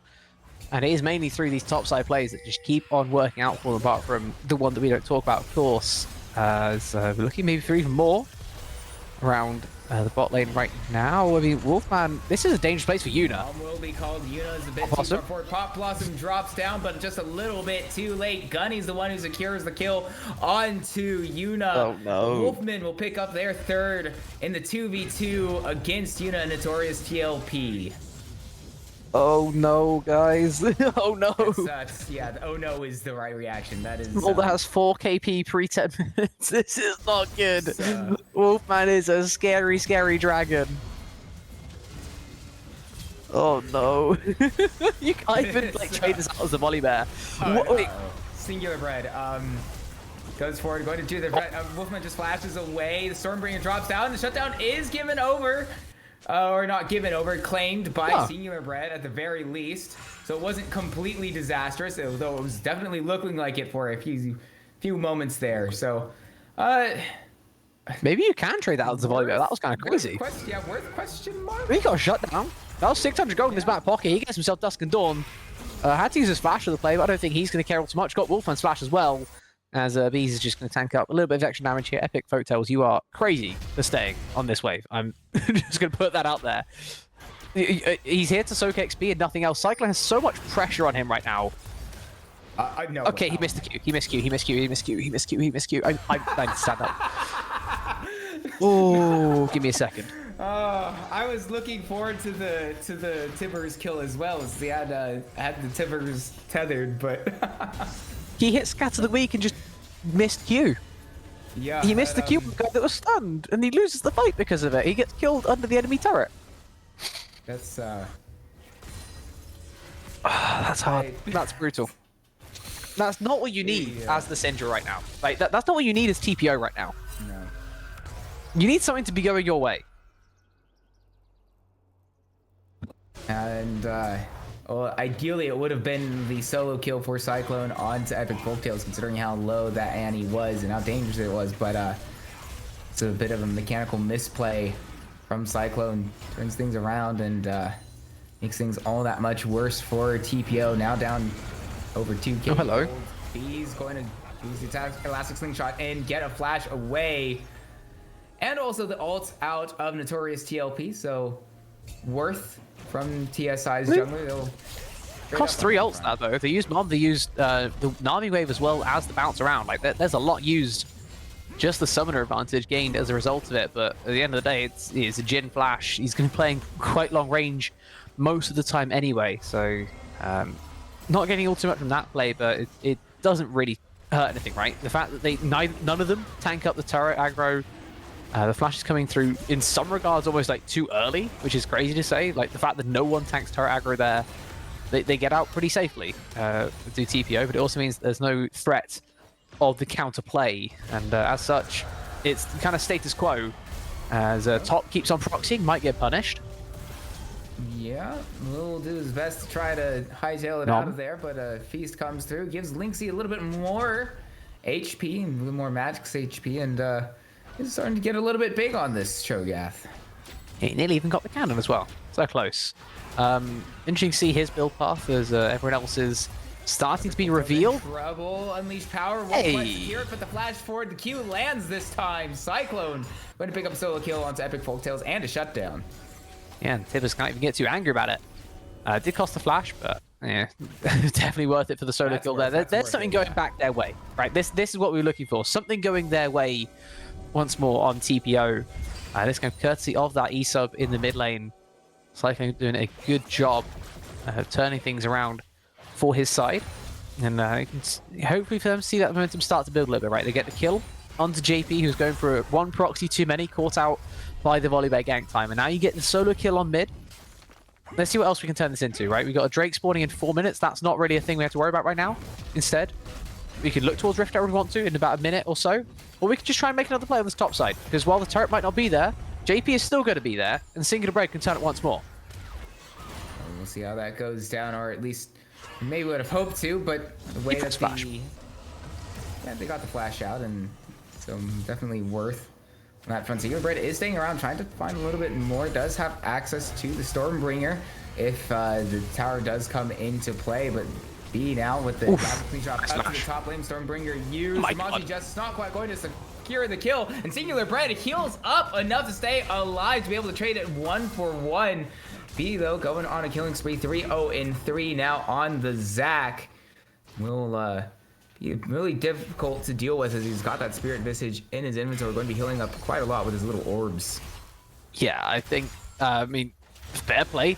Choosing to take that as a first item, I personally would not. I feel like the Barmy Cinder it's such insane value in the jungle especially, but I mean, he's going to have now insane value in terms of healing for the rest of the game. So a fair enough decision on that one as we look around to the rest of the side as well. You got 2 magic damage dealers. Start things off. Another bubble can land. Notorious. What? Oh my goodness. The damage from Wolfman is absolutely insane. Gunny Thick going to be the one who gets that kill in the process, but this bot lane 2v2 is decidedly over in favor of TSI. Wow. I mean, Yuna even trying to stick around on this wave is a little bit dangerous from his point of view. Very low on mana, very low on health. Just forced to base under his turret. No flash as well from that previous play about 4 minutes ago. Does have his jungler turning up. Can look to call the curtains here. Hold on, they're going for a dive. That's, yep, and you know, when you use the curtain call, you're left completely immobile. It does try to set up Singular Bread, Gunny Thick. When he do his best, trying to escape. Good Nice scatter. scatter. Gets the stun onto the support of TSI, but the rest Oh. of the solo invade have arrived. Singular Bread and Notorious TOP will be down in short order as well. Bees won't be the one who secures it. Does give it over to Wolfman, who's going to look for a little bit more. Double kill to the Smolder. 6, 1, and 4 at 16 minutes on an infinitely scaling champion is how do you deal with it? It's bad. I know the word you're searching for. It's bad. There's not much. I feel like really that's do. not a strong enough a word considering the circumstances for TPO. I feel like maybe atrocious or Okay. We can go with doomed if that's more appropriate for you. It doesn't feel good, to say the very least, right? This is now a position where 2.5 items. yeah, he just went from having an Essence Reaver and a pickaxe to a full Spirit Shogun to go alongside his Essence Reaver, and then a crit cloak on top, looking to absolutely dominate right now is Wolfman. He's being given absolutely everything he possibly wants to do precisely that. Oh, Yuna. There's nowhere to go except the alcove. Notorious knows that there's nothing they can do for their ADC, and it's just one of the worst feelings ever. Yet another kill going the way of TSI, 15 and 7, and you know, hold on, quick math. 5k gold, 5.5k gold at 17 minutes is Objective bounty spawned.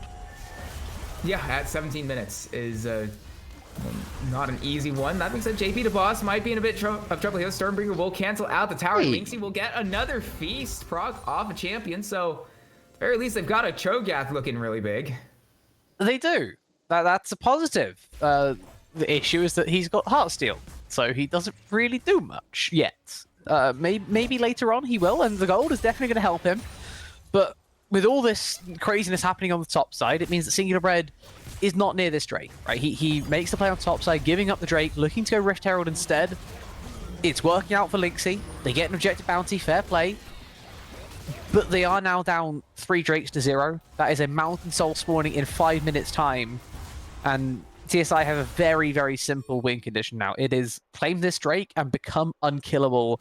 Do everything within our reach to make sure Wolfman does not die. And the game is basically won if you can do those things, right? You just get a little bit tankier, have some insane sustain in every single fight. And if Wolfman doesn't die, then you win very easily. And despite TPO cutting down their gold deficit in about 1k gold in one swing, they are still down a very large amount. Notorious TOP getting a little bit ambitious there, though. A decent chunk of his health, but you know, luckily there isn't anything the sling triangle to truly go over. And yeah, the sling shot comes for the amount of CC is absolutely disgusting. B going to go 5-0 and 6 on this Zac as a result. 700k. I mean, it feels like it. 700 gold shutdown on the Zac, going to be one that is they would like to claim on side of TPO, but with how tanky he is, it's not looking likely. Yeah, even like feels confident to go towards second life in the Andries, just to increase his clear speed that way. Instead, he's going to make a delay on top as well. He's just everywhere. Yep, and now Lynxie going to do his best, try to just slowly waddle out of the Democracy. Justice not quite securing the kill, but the last screen shot comes in. B 6-0 and 6 on the Zac now. And just giving himself that little bit extra more gold and making things all that much better for TPO. Or not TPO, TSI. Wow. Yeah, not good better for TPO. Not good. Not better for TPO. No. At least they can make a play on top. They dropped Rift Herald, and they claimed the turret before the objective bounties respawned. That doesn't feel good. Yeah, and it also means that JP left alone in the top lane. Oh, and takes just the Tier 2 died. Tier 2 tower as well. So not ideal. Not ideal. Yeah, many not ideals this game, it feels like, across the Rift right now. And it feels like, again, Cyclone is that point of strength for TSI. The E-sub today, he's doing a good job with what's been given to him in terms of overall score. Doesn't look too great, but he's up in CS over the Annie, and he's done a good job of kind of maintaining parity in the mid lane, where it feels like parity has been lacking from the rest of the server, and that is just something TSI can take with them or whatever, right? It's like this Zac is huge, and they've done an amazing job impacting just about every lane. The Smolder, absolutely massive. The Annie, maybe a little bit less, so it was still worth a bounty if they can shut them down right here. Oh, by the way, Pop Blossom not quite going to find its way onto Epic Double TP. Folktales, but does set up a good Scatter the Week. Shutdown goes onto Cyclone, talking about being the main focus of TPO.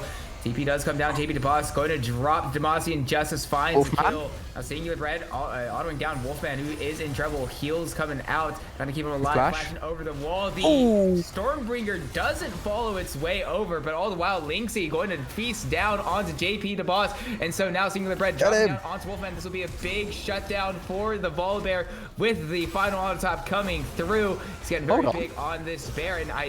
What is Bees doing in the middle of everybody? It's a really good rupture from Lynxie to stop the elastic slingshot away as well. Buffered that perfectly. A shutdown, a 1k gold shutdown gets into the hands of Cyclone, and so one slip up from TSI brings TPO back within 3k gold of them. Yeah, and this is huge, absolutely massive for Cyclone. Just be able to purchase the rest of his brain not work item. Oh god. The movement one. The one that makes you go faster. The one that is canonically like Aphelios's thing. Oh god.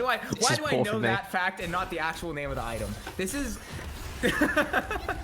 this is just not working out for me. Cosmic Drive. There it is. Thank you. That's a name. Also need to see the Rod. Very good place for the Syndra right now. Thank you, Watercat. We both managed to brain fart on that one. But a very good place now for the Syndra, which is, by the way, exactly what they needed 30 seconds before this Drake spawned. Also important to point out, Singular Red hit a 3-item spike. Oh, whoa. PSI. Just a Baron for the Drake. Okay. That's going to be the play. Drake starting up, 15 seconds to go. I mean, it's still a point, so I guess they'd be absolutely fine with giving the Drake over. It's not a very fast take, and actually, Yuna going to call the. It's a really slow take. Peel off the Baron. I mean, off the Drake, and said move up to try to contest the Baron. Drake now up and available.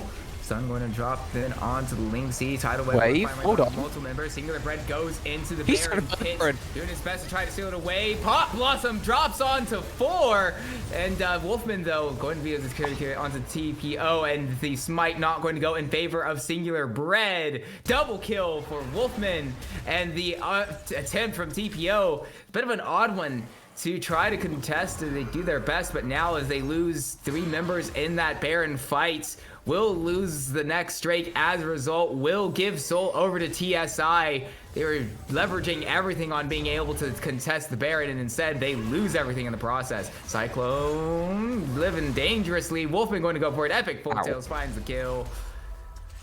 And objective bounties are right back up again. Yeah, we just got them to despawn for the second time this game, and they are straight back here. TPO cannot avoid the objective bounty curse right now. They also cannot avoid this Mountain Soul, which we claimed happily by TSI. Just awkward timing on both sides, I'm going to say, for that Baron play. I feel like if TSI go for that 20 seconds later, it's uncontested, and TPO just trade the Drake for the Baron. The fact they go for it a little bit early means that there is an opportunity for TPO to roam up because the Drake just isn't there yet, right? There is no cross map yet. As Singular Bread. Is this a play? Run into the middle of everybody trying to find kills. Epic Folktales not nearly enough to be able to burst down Annie. Yeah, and I mean there was an attempt, and to be fair, it actually got surprisingly close considering there were 3 members of TSI waiting for him there, but still going to give up yet another kill to Team Solo Invade. Yeah, back to where I was because that happened. If TSI do it a little bit later, then it's a very different looking play entirely, right? They just trade the objectives. The fact that it is early means TPO rush up to get there in time, but TPO feels like took way less damage from that Baron than somehow TPO did. It was really odd. But now, I mean, Smolder has hit break point in terms of his stacks. He's also got 3.5 items. The rest of everyone else on TSI still incredibly fed as well, right? The Garen might have 6 deaths, but he does not care at all. He has 3 items himself. The Annie in mid lane stuck at 2 right now, but still doing more than enough for their team is Epic Folktales, and this Zac has been strong all game. He's worth another shutdown after just previously dying very recently. 3 items of his own. Feels like right now, not much that TSI can do wrong. The Baron push, going to be difficult to really stop, and Singular Bread is getting chased out by the Zac, while red buff is being taken by everyone else.